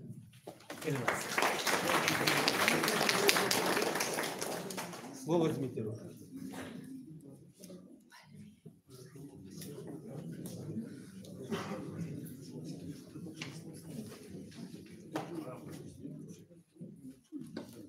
Еще раз день добрый. Дмитрий Казакевич, журналист, фрилансер, Витебский. Тому буду тяжко, конечно, казать последних историков, але больше звернул увагу в выступе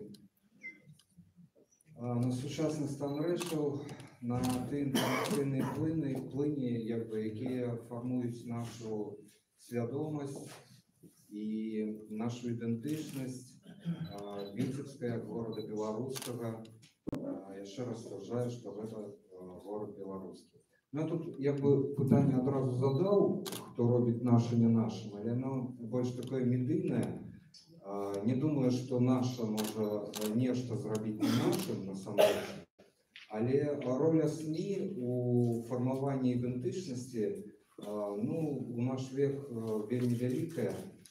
Ось. Я, наприклад, проживши 20 років у Витебску, і Витебск, щиро кажучи, не став мені своїм городом. Але те, що наш город, этого відчуваю, ну, усім серцем і усією душою. Це для мене город, найперш, раки, яка ділить нас на два береги, але у той час об'єдновує ці береги. Это для меня город Мирона, это город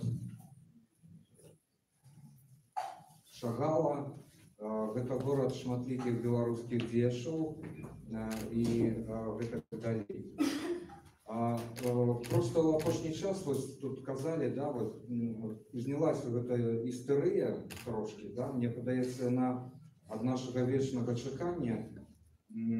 І вельмі шмат у соцсетках, у СМІ пишуть якраз про те, що ось про виказування Лукашенка там, про Могилев, город русский там і так далі. Ось, але усі коментарі, вони такі вельмі емоційні і, ну, правда, я б сказав, історичні. Ось, і тому я підходжу тут до питання таким чином, тут анекдот такие, что апошние незалежные СМИ у нас это табло с курсами валют, якое одине зараз скаже нам правду про стан країни і про економічний стан країни. Тому його заборонили. Но это не то. И я буду оперировать выключно лишбами, как не множить в эту, ну, скажем так, истерию з різних боків. Спробую це зробити об'єктивно, хоча зрозуміло, що лічби так само справа суб'єктивна, бо хтось вибрав інше, я вибираю такі. Коли ласка. Ну, тут задаю питання спочатку, откуль погроза, хоча закреслюю це. Хто нас спробує дезорієнтувати, откуль і що робити в таких випадках? На опошнє питання я скажу, я поспробував відказати, але чекаю відказу і від вас. Будь ласка, наступне. Значить, перша лічба. 57% громадян Білорусі виступають за використання у СМІ виключно русської мови. Виключно білоруської хотіли би. Только 4%. Гэта карыстаюся вынікамі апытання кампаніі Сатіо з 2015 годзе. Я не думаю, што гэтыя вынікі за гэты час неяк моцна змяніліся, але лічба вось такая. Калі ласка, другие слайды. Калі браць, звужаць тэрыторыю і прыходзіць у Віцебск і браць афіцыйныя медыа і прыватнасці сайт гарвыканкама, напрыклад, такі недавно обновился. Глядите, только 4 официальные сайты выканкаму маюць беларускамоўную версію. То бок, яна наогул існуе эта версия. Недзе злева ці справа можна клікнуць на B і атрымаць нейкі беларускамоўны варыянт сайту, навіну і гэтак далей. Віцебскага, Полацкага, Глыбоцкага, Лёзнінскага райвыканкаму. На жаль, ні ў Браславе, ні ў Мёраў нават версіі райвыканкамаўскіх сайтаў па-беларуску няма. Калі ласка, так выглядае сторонка сайту Віцебскага райвыканкаму. Калі трошки вышэй падніміце, калі вось зараз вы клікнеце па спасылцы на ўсе навіны на беларускамоўнай версіі. То бок навіну па-беларуску на сайте Віцебскага гарвыканкаму, на сайте нашай гарадской улады просто няма. Просто гэта белая вось сторонка, пустая сторонка, на якой пішы, што хочаш. Так? Я, як, скажем, беларускамоўны чалавек, заходжу туды і, ну, што я магу зрабіць? Так? Я вяртаюся на рускамоўную версію, читаю рускамоўныя навіны. Добра гэта ці не? Далей, калі ласка. Там, мусіць, у нас пропусцілася один слайдик, калі вышэй яшчэ, не? Яшчэ вышэй. Ага. Тут цитую Владимира Орлова. Мова абараняе краіну мацней за армію. Ну, там ёсць версіі мацней за танкі і гэтак далей. Орлова, які тут зусім недавно выступаў у бібліятэцы і прэзентаваў свае апошнія кніжкі. Не ведаю, як вы ставіцеся да гэтага выказвання, але мне падаецца, рацыя у ім ёсць вялікая. Я думаю, што калі мы зараз тут на 80% читали беларускамоўныя навіны, то наогул накірунак гэтай канферэнцыі быў бы зусім іншы. А цяпер вернемся трошечки. Тут я беру чисто Віцебшчыну і беру такія рэгіянальныя сайты, не беру, напрыклад, я читаю Свабода.орг там, да, ці гляджу Белсат, але, ну, назову Орша, Ігор, прывітанне. Оршаю региональный портал Орши, Вестки.Инфо, Вит.Ньюс, Витебспринг, это Витебская весна, Католик.Ньюс, Городок.Инфо, Витебскрэк, Витебсфоми. И, ну, машина, вы тут что-нибудь додадите, потому что охопить все было як бы немагчыма, але одно могу сказать, что, ну, все сайты не вельмі вялікія, магчыма, скажем так, 5000-нікі, может 10-тысячнікі, але одно пытанне. На ваш погляд, які з гэтых сайтаў самы больш наведвальны? Хто мае версію? Ігор, так, Католик.Ньюс. Як не дзіўна, тут, конечно, можно назвать и аршанскі сайт, але там, я так разумею, две версии, да, русская и белорусская. Католик.Ньюс — это электронная версия газеты «Католицкий вестник». «Католицкий вестник», да? Угу. І ён працуе выключна по-беларуску. Там нема ніводнага, ну, як бы, ну, калі ёсць, можа, якія рускамоўныя матэрыялы, але там нема рускамоўнай версіі. Там, калі открываешь сайт, это выключна матэрыялы по-беларуску. Так вось, калі браць, напрыклад, Католик.Ньюс, 40 000 наведванняў, ну, за снежень. Гэта параўнальна, напрыклад, з сайтам наших віцебскіх вестей, сайтам областной газеты. Просто лічбы, да? Люди читаюць по-беларуску, і вось як бы ресурс, які насамрэч можна, вось наша оборона, ну, можна такія як бы высновы зрабіць. Калі ласка, вышэй. Калі казаць пра лідараў медыарынку па Віцебску, так, то тут вот по Дубаю я беру, правяраў наведвальнасць па ресурсу SimilarWeb, наколькі гэта рэпрэзентатыўна, ну, ім карыстаюцца і больш-менш лічбы нейкія больш-менш атрымліваюцца слушныя. Значит, что тычется Тутбай Витебск, да, тут я не мог проверить по этому ресурсу, тому просто связался с корреспондентом, с редакторкой, и, ну, яна таксама докладно не может сказать, але доходит до 1 миллиона наведвальников у месяц. Это Тутбай.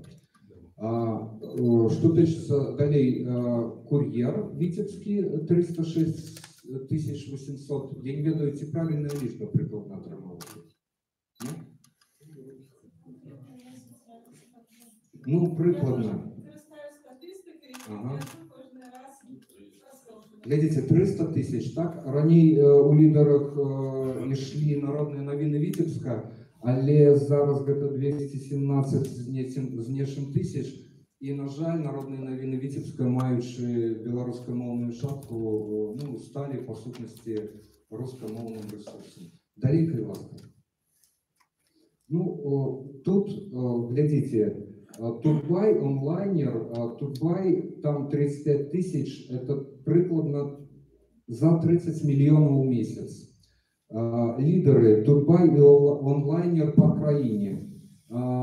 У сярэдзінкі сінім позначены расійскія сайты.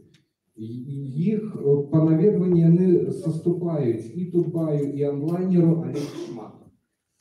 Тут Newsmail.ru, Лента.ру, News Яндекс, Риа.ру, Вести.ру, Спутник.бай, далей пошли наши КП.бай, і глядзіце, дзе апынулася Хартія. Хартія, якая займала другую, мусіць, пазіцыю до того, як сайт зачынілі. Яна зараз напрыканцы, думаю, там нейкі мільёнчык. Зноў, тут я уже не праводжу даследавання, бо это график, эта графика была опубликована на сайте «Наше мнение». Зноў жа паводле даследаваний из центру Саша Попко проводил, рабіў эту графику. Тут я про что хотел сказать, яшчэ вельмі хутенька, про дискуссию, якая ўзнікла недавно с подачи, по-моему, историка Крауцевича, так? Он сказал, что Тутбай это и Лукашенко это одно и то же самое, кажучи про то, что яны працуюць на русской мове, и там ніводнага беларускага словечка, але кажучи про оборону краіны, я вось з ім тут выказываю свою думку, я не згодны. Бо уявіце сабе, калі зараз Тутбай запрацуе по-беларуску, і пры сучасным стане грамадства што атрымаецца? Люди спокойненько перейдут на Newsmail.ru, на Ленту, на Вести, на Спутник.бай и будут читать только их. Так что в этом сенсе лечу, что и Тутбай, и онлайнер, и наша Нива у тым аспекте незалежности и обороны краины она робит такую же самую справу. Потому что, ну, зараз нереально перейти такому бизнес-ресурсу на белорусскую мову, скажем так. При всей повазе и при всех моих переконаниях. Что? Чому нереально? Чому нереально? Реально. Только я кажу, что все читачи будут читать тогда российские сайты. И я кажу про сучасный стан громадства. Так? На польском еще можно тоже сайт вывести. Про что? На польском можно вывести. Можно. Кто на польских, кто на русских. Можно, я читаю польские сайты. Далей, будь ласка. Калі казаць пра рускі свет, шмат істэрыі насамрэч пасля, скажем, некаторых артыкулаў спадарыні Иерусалимовой узнікае, я правильно прозвішча назвал? Мірсалімова. Вибачайце. Было б добра, каб яна тут прысутнічала. Я просто хотел показать, наколькі мізэрныя наведванні ў гэтых сайтах. Росбелру — это сайт беларускіх расійскіх суайчыннікаў, які рэдагуе Андрей Герашченко. Так? Яго ж сайт «Русский дом» и «Витрусдом», вот этот вот сайтик, за 3 месяца 5000 наведников. І вось гэты славуты Віцбіч.орг, я не разумею, чаму з ім не судзяцца нашы Віцбічы, хаця б па назве, да? 9481 за 3 месяца, гэта ў месяц по 3000. Гэта, я хочу сказать, что это мізер. У параўнанні нават з тымі рэгіянальнымі сайтамі, якія працуюць зараз па-беларуску, скажем, там, Витебская весна и так далее, якія маюць, ну, уже по 10 и вышэй тысяч. Гэта карузлікі. И мне падаецца, что нейкую істэрыю, вось пасля публікацыі Мірсалімовай там і ці іншага уздымаць абсолютно не трэба, іх трэба замоўчваць. І гэта будзе больш карысна для абароны нашай ідэнтычнасці белорусского города. И далее я просто приводжу цитату, это з апошняга блогу той же Мірсалімовой. Но подобно тому, как инженер-новатор вдохновляется трудами Чижевского и Циолковского, так и будущим создателям коммунистического государства будет близка и понятна основополагающая идея, изложенная в трудах Маркса и Ленина. Уверенно, человечество ждет коммунистическое будущее. Это она написала после выказывания Лукашенко и так далее, с встречи у Верости, да? Ну, я не разумею, откуда эта цитата. Это 30-е годы, это стиль и формат, и мне падаецца, гэтых людей наогул не варта бояться. Можа, нейкую увагу і трэба звяртаць, але гэта не варта наших эмоцый і нейкай там барацьбы. Не маю, можа, вы думаете по-іншаму. Далей. И тут вот самое главное, откуда все идет. 43% столько белорусов называют российские каналы основной крыницей информации. 43%. Российские каналы, белорусы. Да? Показник, думаю, Витебску прикладно такие же самые. Далее, пожалуйста. 80% телеканалу поширенного пакету кабельного ТВ у Волком зараз, да? У Витебску, частково ці цалком користаються російським контентом. Без комментариев просто. Тут телевизор. Ну, я тут просто спис телеканалов подаю. І, до речі, ну, потім вернемося до этого. Так, 10-20% столько прикладно власного контенту транслює на країну перший агульнанаціональний канал АНТ. Лічба от нашей Нивы подаю, які там проводили такое журналистское расследование, 10-20%. Агульнанациональный телеканал в Беларуси, да, перший по сутности. Но это смешно. И то вось адкуль пагроза и вось кто уплывае насамрэч. Адзінае окно ў Россию, которое зараз на нас, не на нас, а на, скажем, на массы, на основную массу віцеблян и наогул, гэта телевизор. И льецца ўсё тут.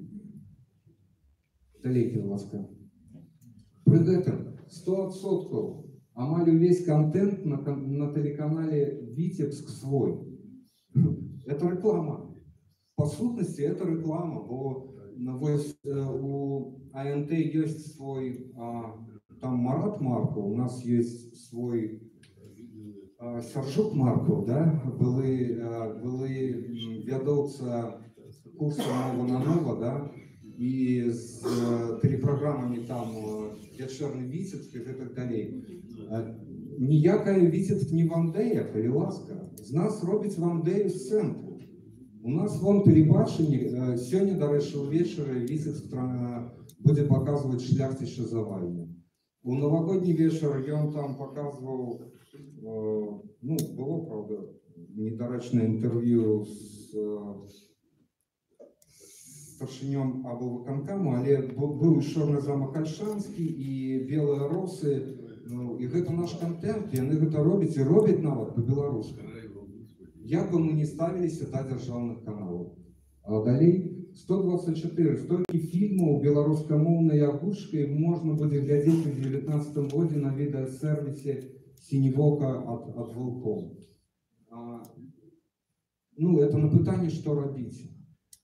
І Волком, наприклад, ось оператор, да, і він починає це робити і робить. От, подивіться, будь ласка, руки, хто вже підписав, зробив підписку на «Синевока».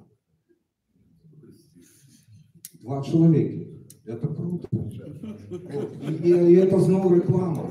Бо, как мне несколько годов тому сказали, что по телебачению я буду глядеть фильмы в белорусскомовной озвучке, я просто не дал веры и просто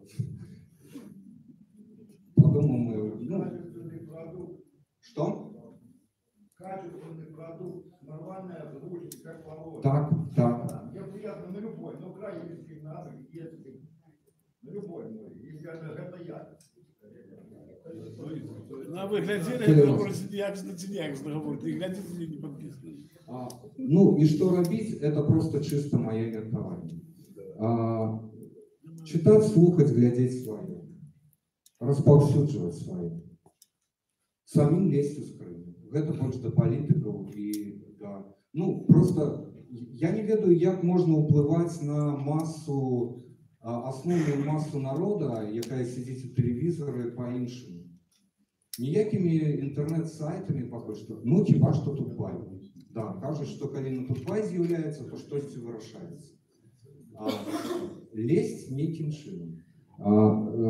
Домовляться з провайдерами об змінах у пропонованих пакетах, от, ну, спис пакета я давав, і щось треба там міняти, додавати, ну, Одноклассники надо лезть. Виробляти і продавати свій контент.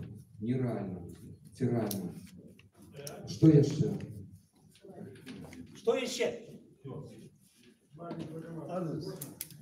Питание. Подождите. Наблюдаем последствия вот этой культурной интервенции. Вот это. Ну еще такой момент. Умрет англичанин, он же памятник не подпишет на французской мове. Умрет француз, на английском языке не подпишет. Мы по переписи 70 или 80% себя идентифицировали как белорусы. Ну пройдите по нашим кладбищам. Я что не подписал на белорусском. Нет, и Заявляется. закончили и так далее. Вот вы себя позиционируете как белорусы. Ну вы же умираете, нам пишут на... Я себе подписал на Вибачайте, але музики гэта не сродок масової інформації.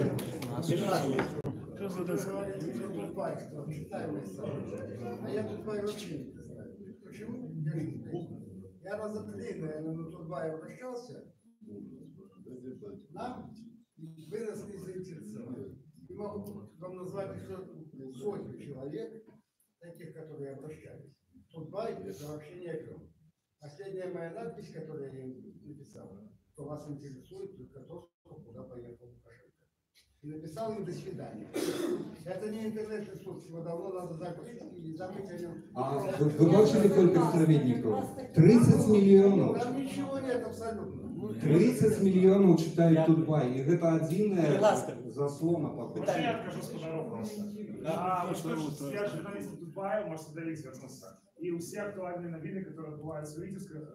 Нет, ну поймите меня правильно, когда человек, допустим, я могу завести людей, это когда бизнес-портал, где-то незаконно ущемили, где-то незаконно обидели там. И человек обращается к СМИ, а ему говорят, вы нам не интересны. Так а кто вам тогда интересно? Скажите. Послухайте, пожалуйста. ну, Реклама. есть ровные форматы СМИ. Можна звернутися у правоохоронці під шапку, да? Були моменти, коли матеріал друкувався у нашому, ну,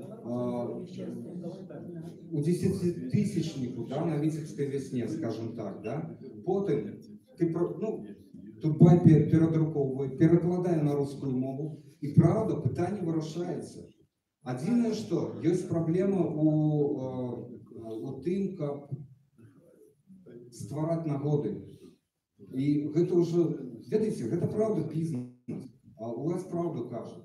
І вашу нагоду яны купяць ці не купяць. Вось і ўсё. Вы знаете, я вам скажу честно, вы желаете, да? Так. Я вам больше отдаю уважение к квартире, чем Так мне и на Тутбай доводится писать. Но вы заходите честно, без всякой цензуры. Вы снимаете то, что есть на самом деле. Питання. Дякую. У меня такой вопрос. Вот я сам из Ветлянки, была раньше газета «Витебский рабочий», «Витебский проспект», «Витебский курьер». Потом стали почему-то все эти газеты, мягко говоря, поменяли свои названия. А Витебский курьер, который распространялся, вообще был запрещен, и, как говорится, признали газеты иностранного производства. Какой вопрос? Вопрос, вот я был наказан за распространение этой газеты Витебского курьера.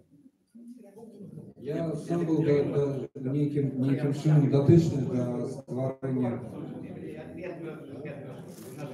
На вопрос равноценно, почему витебские названия исчезают, названия. Ну вот заявились витебские вести. Змійка там написав, виробляйте і пропановуйте. Коли ласка. Потрібні гроші. Что робити? Ну, уже написано, продавати свій контент, якість підтримки этого. Може, треба створити, це не так складно. Громадське телебачення. Телебачення складно. А ось радіоканал в FM-діапазоні, який-небудь білоруськомовний, ну, не тільки білоруськомовний, а російський. И как были там новины, которые были... Ну вот мы бачим, в интернете есть новинные сайты, тоже я маю на увазі рекомендую. А чому б не зробити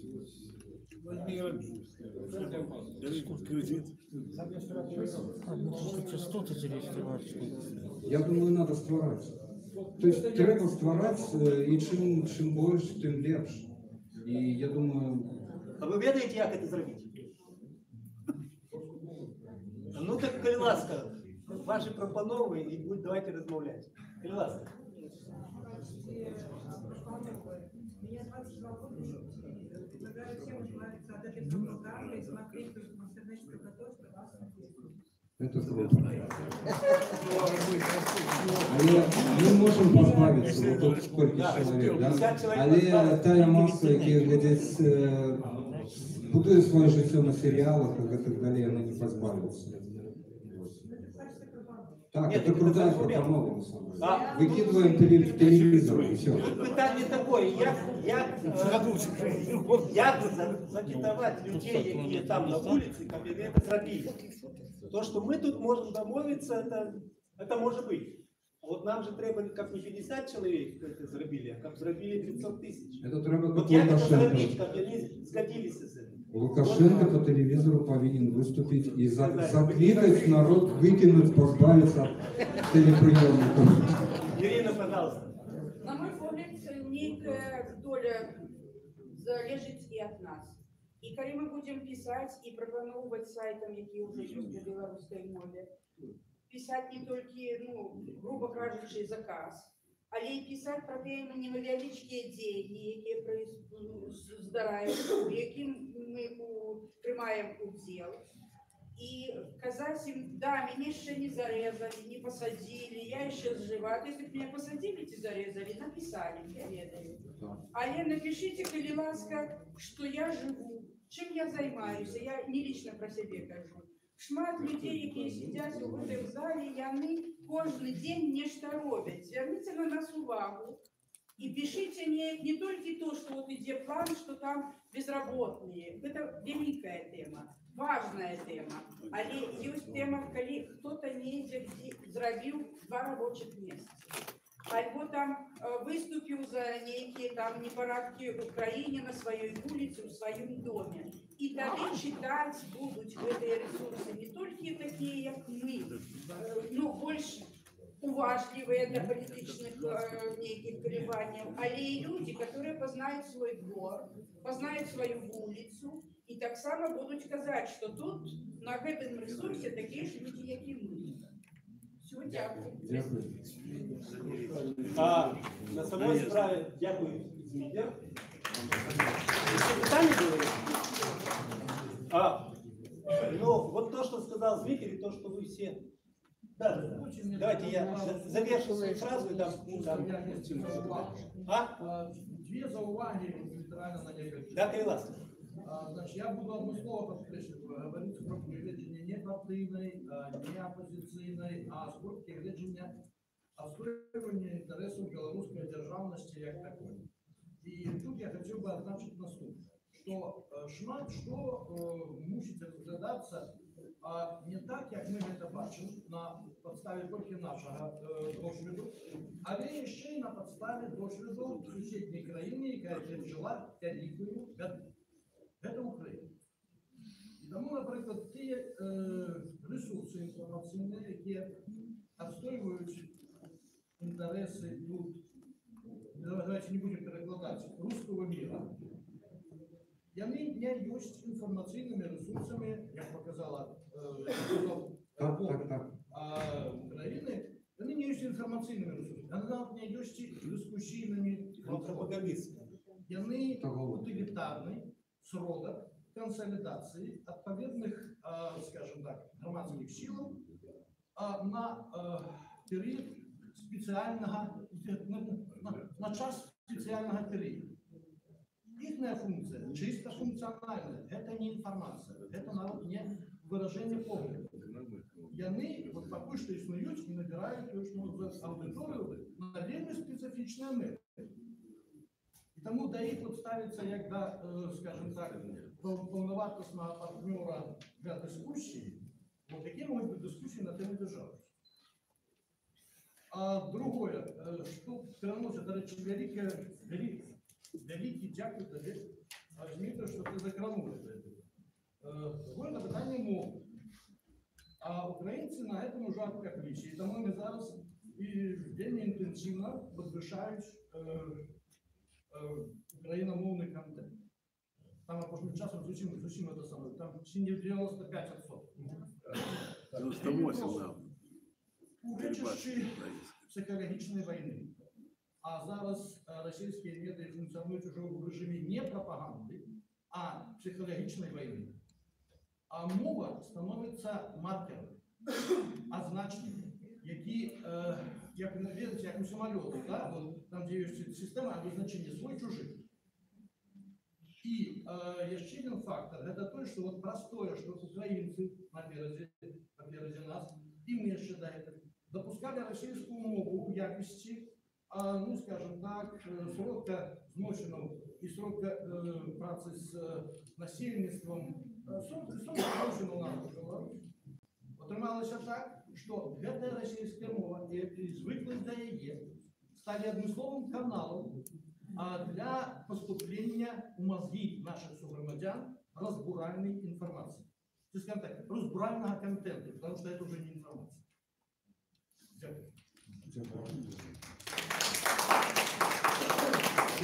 Це то якраз, що, к чому ми мусили прийти сьогодні після вот розмови про СМІ. І на самой справі сьогодні ми можемо казати не стільки ніякої інформації з боку певних інформаційних каналів і сродків інформації. Можемо казати про інформаційну пропаганду і навіть про інформаційну війну.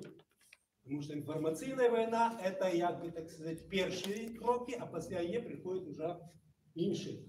Зелені чоловічки і так далі, і так далі.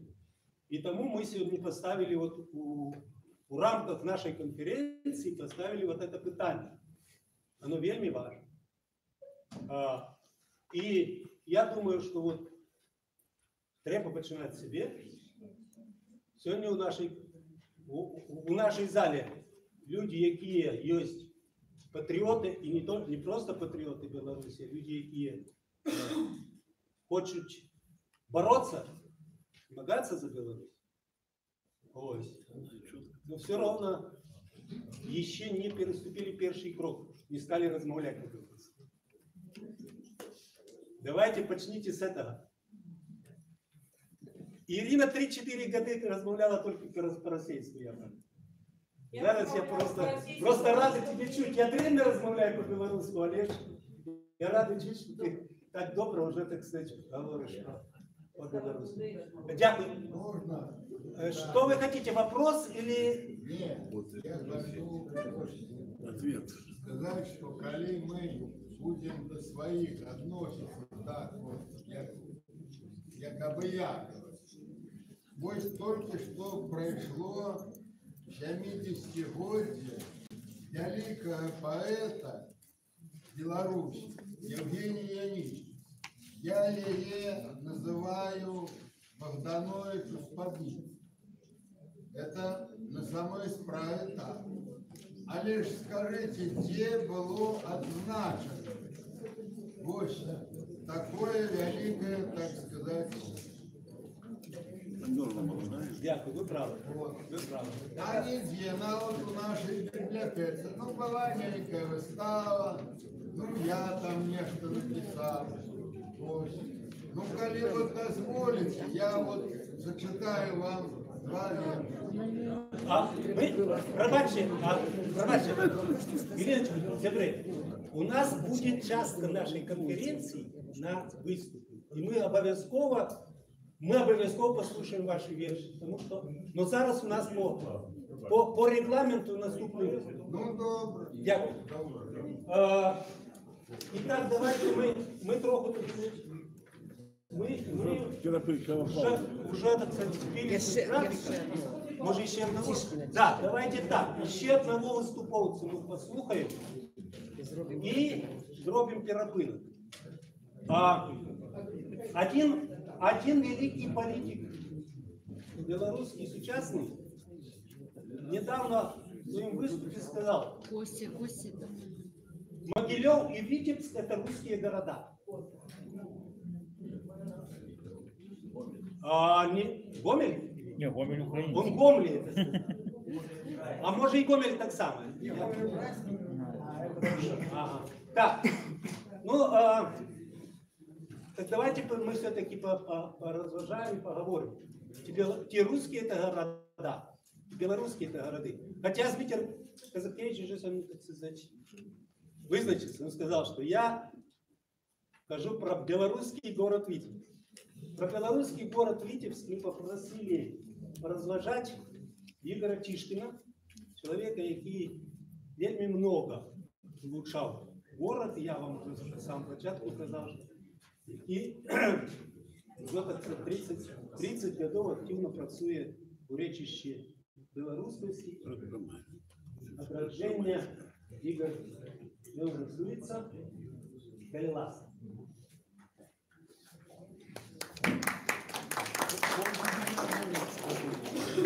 Вітаю всіх після такого серйозного докладу, трошки казочки. На прикладі Витебска ми зараз просто розглянемо льос нашої білоруської культури і льос шматліких городів, наших старожитних, такі як Ворши, Полоцк, Менськ, Городня і так далі. Поспробую у відведений мені час розказати вам трошки про тисячогодову історію города, про його створення, узльот і заняпад. Врешті. Ну, це як на Ютубі є такі відеоролики, історія Європи за 5 хвилин. Включаєш, там міняється все. За 5 хвилин глядиш всю історію Європи, майже за 2000 років. Ну, зрештою, значить, як відомо, Витебск з'являється одним з старожитніших городів Білорусі. Ну, ще в часи Железного веку на високих пагорках у сутоці Вітьби з'явилося перше поселення. Ну і хоча за все, це було поселення балтських племенів. Мой колега Сергій Тарасов згадував тут Балту, які жили до приходу Кривичов. Ну, певне це була дніпровінська культура, як називаються археологи. Ось, як вони самі себе називали, ми не ведаємо. І це перше поселення знаходилося на перше початкове поселення на замковій горі города Витебска. Замковая это больше поздняя назва. Народная назва гора Ламиха, недалек от того места, где Витьба упадают в війну. Ми зараз бачимо на вот эту фотоздимку Прокутіна Горського, фотограф початку 20-го століття. І по центру фотоздимок зроблений з Успенської гори, по центру ми бачимо така от стрілочка ружова є. Бачимо рештки цієї замкової гори, які залишилися на той час. Треба сказати, що вона була, забігаючи наперед, вона була зрита у другій половині 19 століття, і зараз, звісно, вже навіть археологічним шляхом доказати, коли вперше з'явився чоловік на території міста, невозможно, неможливо. Ну, на протягу 6-8 століття на обшарах Придвіння розселяється славянське плем'я Кривичов. Ну, ось, асимілюючи таким чином Балту, ну, от, під час свого розселення. Ну, і от умацеване городище на замковій горі, воно у 9 столітті робиться одним з форпостів славянської колонізації. Усього Подвіння і краю Подвінська. Ну, я тут на слово не закрываю зашприцованную в эту легенду про заснування Витебской княгини Ольги. Это самое, мне як историку это уже набридло. І з пункту гледження історичної науки там суцільні нестиковки і притягнуті за уші факти, які неможливо перепровірити. І, на жаль, городські влади на сьогоднішнього моменту списані, як списані торби носяться з цієї Ольги, з цим помником, який вони хочуть умандюрити у центрі Витебська. І не глядячи навіть на аргументи і однословців, на аргументи і то саме діячів науки, культури і громадськості. Ну, поступово національний центр розростався, зайнявши звичайно з війною, де несу у сутоці Вітьби було ще одне поселення, де зараз драмтеатр можна перейти на наступний там другий файл. Ну, это схема, мы бачимо схему Витебских замков першопочаткових. И в 12-13 століттях эта территория утворяется, формируется диадинец старожитная Витебска. Таким чином начинает называться эта территория Верхний замок. Ну, это, скажем, традиция шматликих европейских городов. В многих старожитных городах мы назираем такие назвы, как Верхний город, Вышний город, Верхний замок, и тут же поблизу с ним находится Нижний город и Нижний замок. Ну, я подкресливаю это просто для того, как мы бачили, что Витебск уже с початку своего основания формируется как европейский город, и формируется как город и иснує в контексте европейской культуры. Ну, у 10-11 столітті, знаходячи у складі Полоцького князства, Витебск початково формирується як центр ремесла і гандлю. Ну, а у початку 12 століття становиться центром музейного князства. Ну, це процес звичайний. Значить, тут з'являється князь зі своєю дружиною. Ну, треба ж було центральному князю давати уділи сынам, внукам там, и так далее. Ну, вот, у Витебску з'являється князь со своей администрацией, со своей дружиной, и в этом речище возникает необходимость умацевания обороноздольности города. При князе Васильке Святославичу, это внук вядомого в нашей истории князя Всеслава Шародея, с 1136 по 1140 год территория Верхнего замка была обнесена могутным земляным валом, там третий на Йоте, могутным земляным валом вышиной 10,6-8 метров. Ну, конструкция вала имела такий внутренний каркас, 7 родов полевых горгонов, ну, вот, які засыпались глиной, камнями, песком и так далее. И видите, гигантская праца на тот час обнести такую территорию вручную, без всякой техники, нарубить древо, ну, вот, натягать, и все вручную. Ну, безумовно, у гэтых на пагрэбні валы ішлі нейкія там драўляныя гародні, драўляныя сцены з драўлянымі вежамі. Чаму мы кранаем это? Скажем, мы заўсёды звяртаемся да архітэктуры, да архітэктурных помнікаў, бо это сведкі мінулага, это, як кажуць, наш мураваны летапіс. Ну, вот это тыя сляды, якія пакінулі нашы продкі. Ну, не здарма ж з архітэктурай заўсёды змагаліся, як мы паглядзім далей.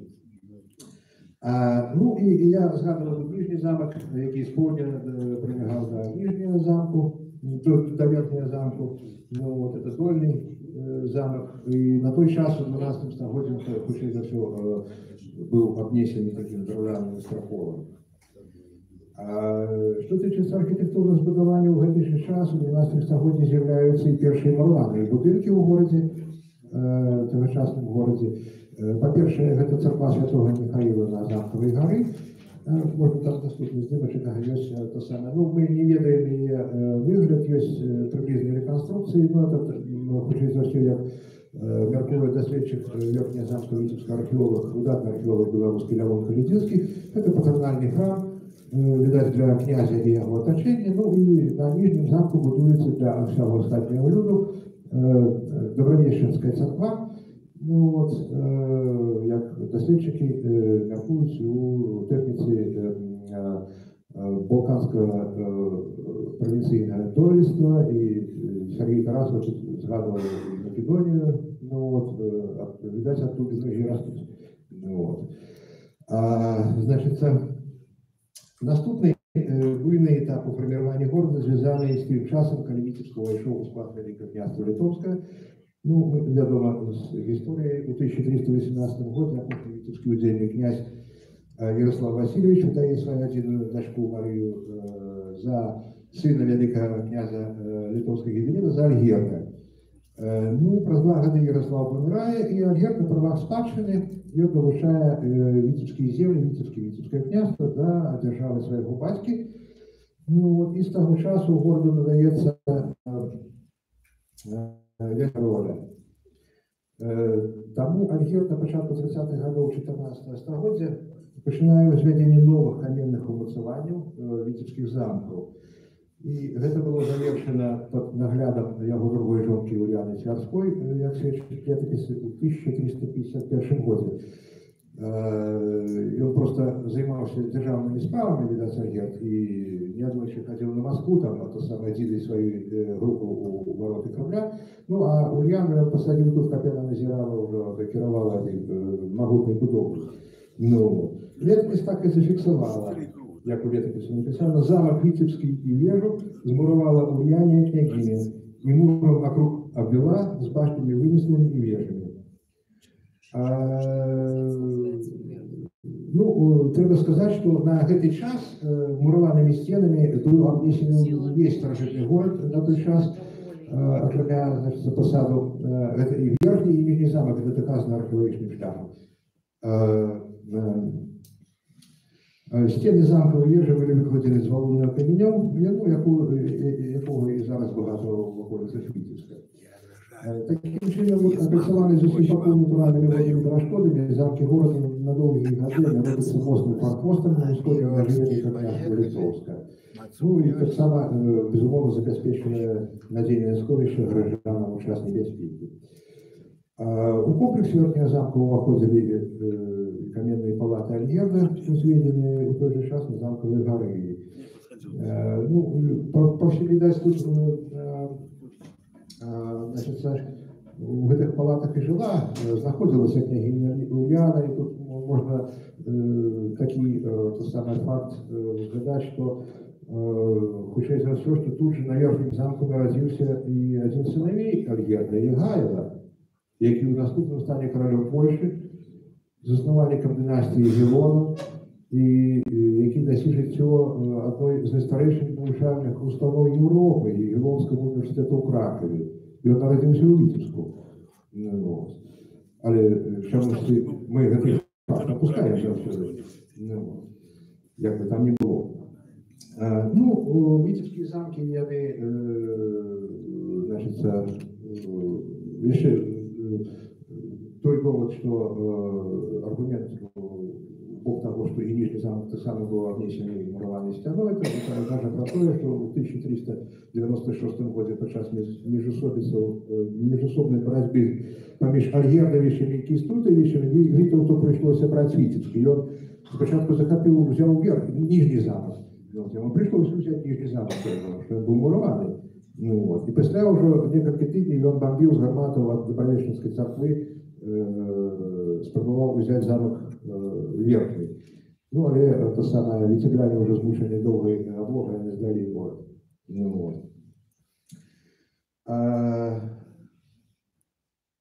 У сярэднявеччы, калі ну, вот мы бачым, скажем, такую вот реконструкцию, один з варіантаў реконструкції віцебскіх замкаў, это Духовская вежа, якая была у свой час раскопана археологами Михасем Ткачевым и Татьяной Бубейкой на Нижнем замку Витебска. Зараз там выставочная зала Духовский круглик, где рештки этой вежи экспонуются в низе, ну, многие кто бывал, на початку проспекта Фрунзе. У сярэднявеччы, калі частай з'явай была вайна, безумоўна, найвялікшая ўвага і ўладаў, і жыхароў вялікай увагай надзяляліся абарончыя збудаванні. Ну, забудова ўнутры гарадскіх сценаў была на працягу многіх стагоддзяў спрэс драўляны. Ну, гэта пацверджана шматлікімі археалагічнымі раскопкамі. Ну, можна наступны файл. Мы бачим тут раскопки, ну, это 1978 год, раскопки Михася Ткачева и Ивана Калединского на Верхнем замку. Вот. Ну, драўляная забудова уяўляла собой невялікія сядзібы гараджанаў, які складаліся ў свой час жывой невялікай пабудовы, некалькі гаспадарчых пабудоў, якія месціліся паабапал вулічнай маставой, насланай з бар'ёнам ці з плахаў. Стабильность вот этой вот забудовы на месте, треба значить, на месте зарых, там спорахнелых побудов, там сгоревших побудов, узводились новые, замест заплывшей брудом мостовой настилалась новая, таким чином утворався культурный слой, який дослідують археологи. І під час археологічного дослідження шмат артефактів було вельми цікавих, знайдено в Віцебску. І навіть вот на підставі, забігаючи трошки наперед, хочу сказати, що на підставі гэтага усіх гэтых знаходок, причому Віцебський культурний слой добре заховує рештки древляних побудов.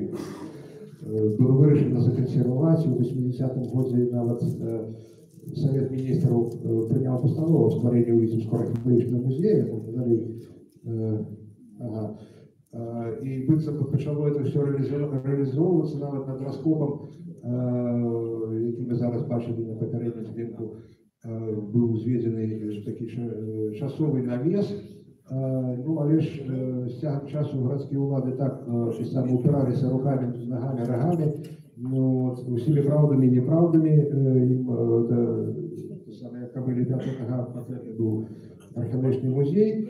Ну, врешті-решт вони його засипали. Розібрали навіс і засипали. Ось. Ну, отхиляючись трохи, хочу свою думку выказать. Вот некто из витебских чиновников ляпнул такое, что вот мы поставим помник княгине Ольге, да, и у Витебск тут самое бывали туристы. Ну, это что, статуя Иисуса Христа в Рио-де-Жанейро будет это самое. Вот, побудуйте, наберитесь смелости, зробите археологический музей, и вот вам и туристы у Витебского. Ну, але вернемся у старожитний Витебск. Ну, документи 15-16 стагоддя не визначають ширих обов'язків громадянам, які були зв'язані із заховою і ремонтом умацуванням, повинні були робити ще, незалежно від сослов'я, ну, от, містячи города. Ну, і спочатку 16 стагоддя, я вже не дарма сказав, що це у першую чергу увага наділялася оборончим збудуванням, тому що постійні війни. У 16 стагодді Витебск трапляє у полосу частых військових походів, оживляемых московскими воеводами. Під час Лимонської війни військи Московської держави 3 рази брали Витебського Волгу. У 1562 году, скажем, в конце мая от Великих Луг под Витебск пришло великое войско под керівництвом князя Курбского. Ну, напад повторився праз год, у виніку чого московити вперше захопили Витебск, однак ну, хутко мусили покинути його, тому що у городі почалася епідемія морової язви. Ну, знову таки у 1569 році 6-тисячне військо воєвод-черевенців Бутурліна і Сабурова знову прийшли по Витебські стіни і спалили частку города. Ну, значить, це витепляння безумовно, ініціативі просто склавши руки, і як свідчать історичні документи, неодноразово засвідчували свою самоотданість і отвагу оборони города. Горожане владили специальные дружины, опирались от керівників і то саме, нападаючи на неприятеля, мужно змагалися. Ну, видать, от з этого пункту гледження, так можна сказати, Витебск і отримав свій герб, і, безумовно, Магдебургское право 17 сентября 1597 года, великий князь Литовский король польский Жигемон III Ваза надал городу Магдебургское право герб, где было написано в блакитном поле образ Спаса Збавителя нашого, і притом зараз трохи ніжей, меч голий, червоний, що ся має розуміти кровавий. Ну, видать, меч менавіта зв'язано з військовою тематикою, про яку я і кажу. Ну, так само город тримав Харугу, під яку горожане становилися під час посполитого рушення. Ну, таки, коли розглядати Магдебургське право, ну, литерально одно слово, еще раз подкресливаю развитие города в контексте европейской культуры. Значит, ну, конец 16-го, первая половина 18-го столетия мы прошли для Витебска больше-меньше относительно спокойно.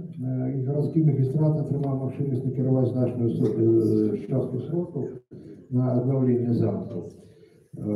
Правда, в этот час уже стены добудовываются, страшные фрагменты стен добудовываются с Пермёновой, таким чином оборончий пояс Витебска перетворяється в таку комбіновану кам'яно-дерев'яну фортецю. Ну, поступово страшує, безумовно, свою моць і велич, які були закладені ще Альгертом. Ну, в цей час починається будівництво дерев'яних стін і Узгорського замка. Ну, ось у середині 17 століття починаються ще раз драматичні події, які довели замки Витебска до початкового розпорядження.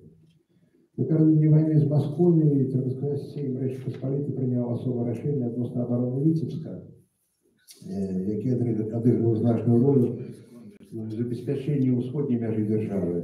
И в отповедности с этим решением все горожане, духовные, светские жители Витебска в упадку небезпеки повинны были становиться на оборону города, пад пагрозы страты усіх уладанняў і прывілеяў. Ну, ось так, у середині жнівня 1654 года воєводи Шереметьєва, войски воєводи Шереметьєва підійшли до Витебска. Ну, у городе до того часу завершалась запозненная подготовка до отбора, и поскольку нового лесу привезти не поспели, то разбирались так званые хоромные леса, хоромные строения. У справу пошел хоромный лес от Кальвинского храма, дома пастора, школы кальвинистов, ну, а так само домов военных. Почалась 14-дневная облога Витебска, 3,5 месяца. Ну, оборонцы города отмовились, так сказать, от пассивного сидения и робили вылазки, документы кажут, вылазки из города части. Шереметьев докладал цару Алексею Михайловичу, что на его ратнику выходят спешные люди с рогатинами, сякерами и бердышами. Ну и атаки пехоты подтребовались кавалерии, зараджановых шляхтов и шляхты. Ну и так само активно задействована городская артиллерия.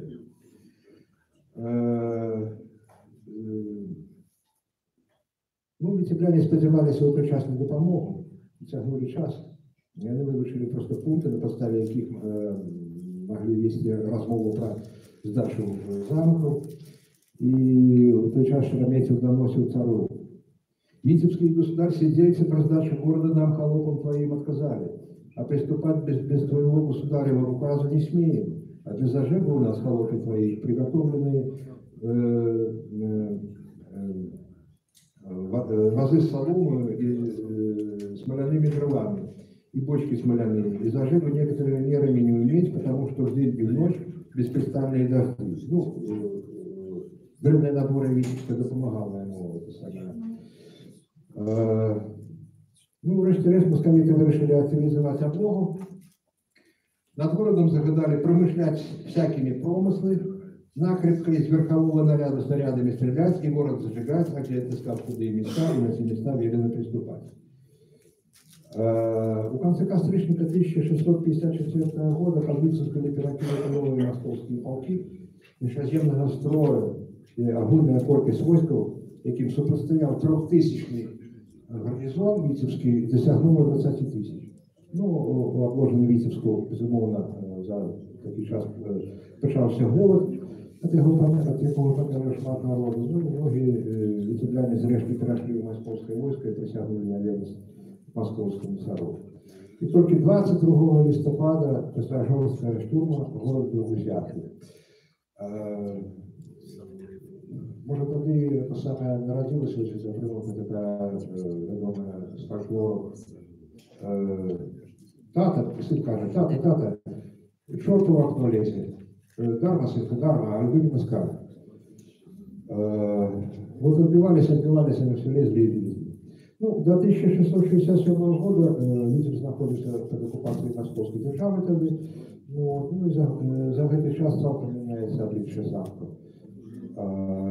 Стены между возможностью Скорбёна мы бачим вот на вядомом шерцажі города Витебска 1664 года, який був зроблений після будови Витебського замку і одосланий цару Олексію Михайловичу. Ну і початково, що тичиться обличчя замку, архітектурне обличчя, это, скажем, крупка была поставлена уже в 18 столетии, на початку 18 столетия. Увесь комплекс замков, она что цалком был спалений разом з городською забудовою 28 вересня 1708 года по загаду цара Петра I. Ну, безумовно, як відома історія Попсів і Цигранова, які фінансово допомагали шведському контингенту військ, значну суму талерів там отстегнули, но Петр I вирішив за это покарать Витебск и спалить город разом с замками, и больше замки не обновляются. Ну и вот на протягу 18 столетия, дальнейшего 18 столетия, Витебск цалком меняет свои обличия. На месте, надо сказать, сгоревших храмов и громадских побудов постают новые мурованные будинки. Безумоўна, эти будынкі адпавядаюць духу і стылю эпохі. Ну і менавіта ў гэты час фарміруецца непаўторны сілуэт горада. Ну, у першай палове 18 стагоддзя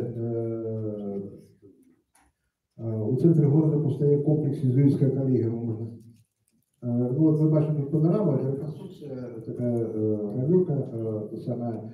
Просто вот цікаво, что, скажем, той период старожитности скончився, замки сгорели, их уже не обновляли, ну, не было сенсу уже обновлять. Войсковая техника уже на іншому уровне была, а Витебск пустые европейский город, значит, в один стиле барокко, ну вот, скажем, на протягу нескольких десятков годов такой шмак и вот другие города. Ну вот. Наступний.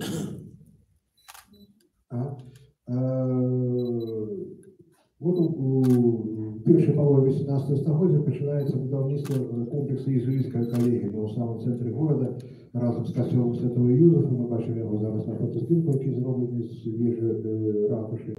Ну, далі знімок.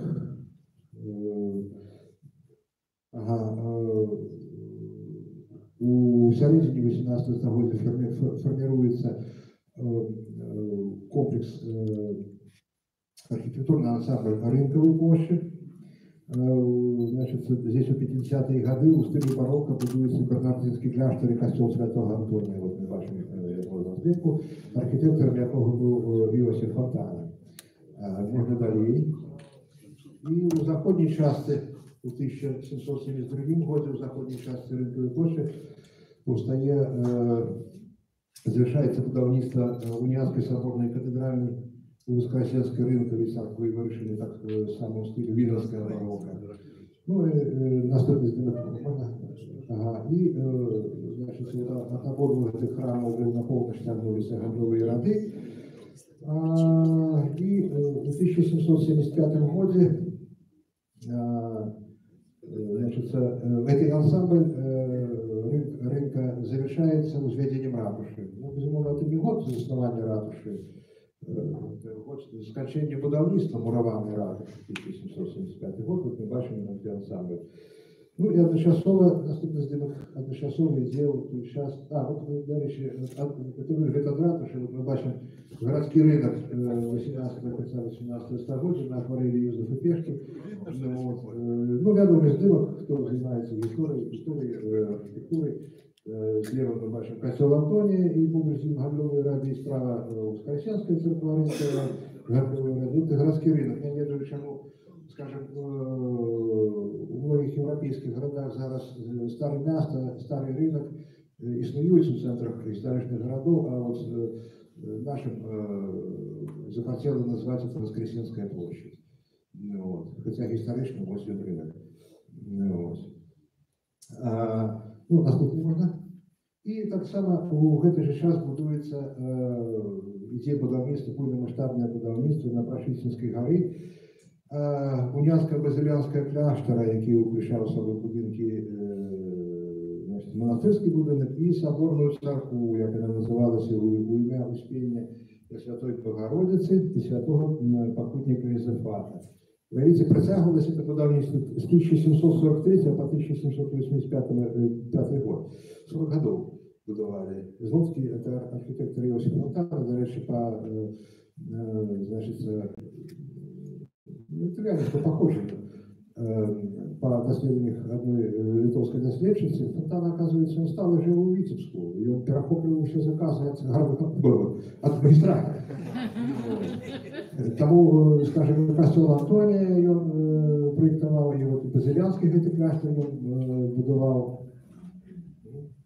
Ну и, значит, як вядома, у 1773 годзе усходняя частка Рэчы Паспалітай была анексирована российской державой. Безумовно, это я буду уже завершать свое выступление, безумовно, з'являюцца новыя уладары гэтых значит, архітектурного збудування, некоторые зачиняются, скажем, католические костелы после повстания 1831 и 1863 года. Ну, вот. Ну, в 1839 году была заборонена уніанська церква, яка отыграла великую роль, я лишу, як, скажем, протестантская церква лютеранская для немцев, так и уніанська церква была для белорусов и украинцев. Ну, вот. Скасовывается в 1839 году, вся майорність переходить у православне єдності, безумовно, на той час починається перебудова усіх цих храмів, коли, скажем, парафіяні гэтых церкви, навіть знешній вигляд не нагадував про їх були часи. Можна наступний знімок, там, далі. Гостик не тупи. Где вы там находитесь? О, наступний давай. Ну, це знову таки базилянська церква. Ну, от ми бачимо з порушеною вигляду той же самий, та ж сама церква базилянська кляштера перебудована в такий класичний вигляд. Що бачимо вже на фотознімку далі. Ну і от, скажімо, таким переробленням, трошки костель вигляді, безумовно, то саме Вітязь проіснував до 30-х годів 20-го століття, які ми ведемо по малюнках, фотоздімках, гравюрах. От ми бачимо тут на панорамі центр города з війни. Ну і, безумовно, у 1917 році, після Костричинського захопу влади в Петербургу, прийшла влада большевиків, ті обвесили увогуле війну з релігії. Можна наступний знімок, що там у нас. Ну, нехай буде. Ті обвесили війну з релігії, безумовно, храми зачинялися, ну і потім увогуле парафії розганялися, ну а храми потім увогуле знищалися. Першими ахвярами, скажімо, у Вітебську це були Воскресенська ринкова церква, яка у 1936 році була взорвана, і наступний Базилянський кляштер, який тільки що казав, це церква Базилянський кляштер, це Успенський собор, який був взорваний у 1937 році. Знову таки підкреслюю цю тенденцію знищення архітектурної спадщини. Нема, значить, і не було. Ну, вот. Что мы ничего не ведаем, не бачим, то самое. Ну, вот так вот процесс поколения в поколение. И, скажем, вот, когда я был еще в школе учился, вот, часто чув такое, что, ну, что видите, ничего не было тут. Никаких историй. Про что тут можно было сказать? Конечно, когда история стерта с твару города, сказать нема про что. Ну, безумовно, тут, скажем, советская влада, она уже разошлась на полностью после войны. Можно, из них остается. Ну, вот, ну, безумовно, войсковые деяния посприяли той ці інші міри розбурення помників архітектури города. Ну, але ж, скажем, замість того, як пойти по шляху обновлення, там, скажем, ці реставрації, ну, про то, ну, вогулю, ті часи, ну, казати тут неможливо. Хоча, наприклад, після війни відновляються, скажем, там некие помники старожитності у Новгороді, помники старожитності у Смолянську, ну, в Пскові, да, у Чернігові. А Витебск не менш старожитний город за їх, а тут еще руйнуется. Ну, вот. Ну и, безумовно, советская влада, она уже на полностью, так думаю, отыгралась. Ну, вот. И добилась то, что можно было добить, и что это было добито. Вот мы бачим будинок було костюла Петра і Павла, який знаходився поруч з Дубровеченською церквою у 17 столітті. Наступний знімок. Ну, вот это реставрация политическая. Вот. Ну и наступный знімок. И вот так вот, я як пошарил в 50-е годы, так и молотили, вот и Покровская церква стоит, как вы избирались уже то самое на участки перебудови громадськ. Ну, вот дякую Богу, стояли. Ну, таким чином, ось, безумовно, вот эта вот реставрация не входила ни в какие стратегічні плани будівників світлої будущої комунізму. Вот, і вот эти вот історичний твар, і наша історія на довгі годи була просто стерта, замазана. Тисячогодова історія вони перестали існувати. Ну, достатково згадати, скажімо, в этом речі ще слово Никиты Хрущева, який казав, що чим хутчей ми всі заговоримо по-русски, тим хутчей ми побудуємо комунізм. Про які національні, так сказати, ответності, національну культуру можна було в той час говорити, що состоїться. Дякую за увагу. Питание или выступ? Маленький вопрос. Как вы считаете, почему, чем руководствуют наши витебские власти, когда сняли с ратуши герб первоначально? Сунули его, кинули ратушу. И теперь в основном взяв вот этот Витебской губернии после присоединения к России с садиком, ангелочками, рюшечками и так далее. Ну, справа в тим, що знов-таки це все полягає у неведенні своєї історії. Це з одного пункту гледження. Значить, коли я сказав, що історія була старого города просто стерта і перестала існувати, безумовно, тоді починаються пошуки. А що ж було там, починають шукати. І ти ж, от ми тільки що слухали доклад на першій средстві масової інформації і так далі. Ага, і ми лезем. Русский чай, русская горелка, русская баня. Ну, русский иконопис, там, русская дерев'яна архітектура і так далі. А свого-то нічого нема. Ну, от, і тоді возникають помники Пушкіну, помники Золотої рибки, як це хтось це назвав, помник гребаному карасю, ну і так далі. І другий політичний аспект – це городські влади, вони у нас, це призначенці. Это пристосуванцы. Их призначают. Они не опираются, як скажем, у той же Германии бургомайстер опирается у себе же храме города. И когда он нечто накосячил, то наступным разом он не будет бургомайстером. А нашего призначили, сяди и отрымливай свой заробок чиновничий, а потом свою чиновничью пенсию, и малую. Ну и плюс Герпина сняли, конечно, потому что нам эта история старожитная и справді герб, да, как не мусолив в очі, почав там нейка косметичного ремонту, не знімем там, вот, помажем стены, а після повесим, хер, и так вот затягнули его и поставили у куб. Ну, так просто горожане не бачили, что вот каждый день кидался ему в очі. Давайте скинемся поставим. Дякую за увагу.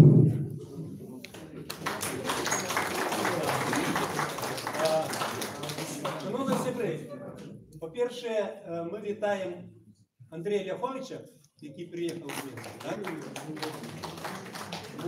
Зараз ми зробимо перепинок на каву і на все остальне. Поспробуем там хвилин, может, на 20 уже уложиться.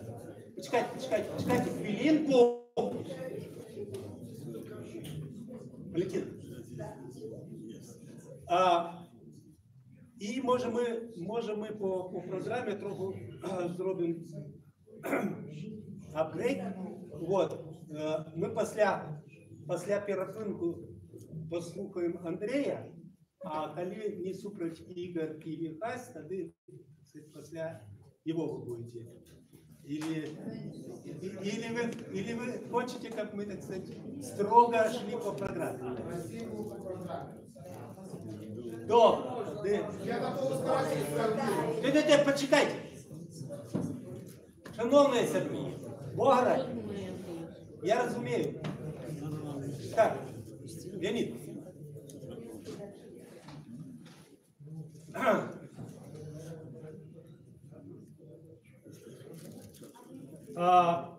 Ми зробили черновий варіант нашої резолюції конференції. Зараз у перепинку, ось ви подивитесь, візьмете кожний по листочку, ось, почитайте, і свої зауваги можете навіть на папірці, так сказати, написати. І ми наприкінці будемо приймати цю резолюцію і не приймати з вашими заувагами. Вот, тому я вас попрошу, перед тим, як пойти пить каву і ви пойти в прибиральню, ви не забудьте взяти такий папірочок. Перепинок. Да.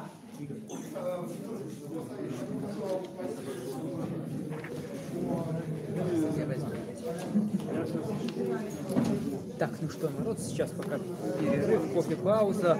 Вы можете задать сейчас свои вопросы, и я могу ответить на них. Поскольку до этого я не хотел перебивать рассказчика, чтобы не мешать, поскольку идет запись мероприятия. А теперь, сейчас у нас кофе-пауза, можете писать в чате свои вопросы, я могу сейчас на них свободно ответить. Я думаю, что если сейчас вопросов не будет, то я пока остановлю стрим, чтобы батарея немножко подзарядилась. А после того, как конференция возобновится, я запущу вторую часть трансляции, в которой выступят остальные ответчики. Так, ну что ж, тогда, если вопросов нет...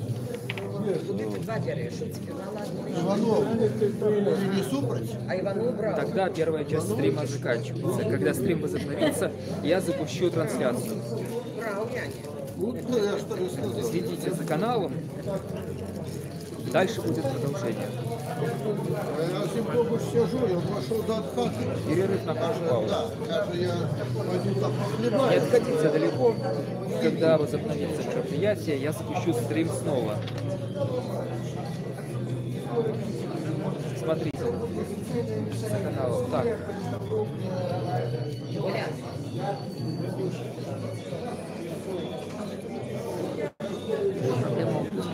Там моя флешка, вот это вот сейчас она вставлена туда.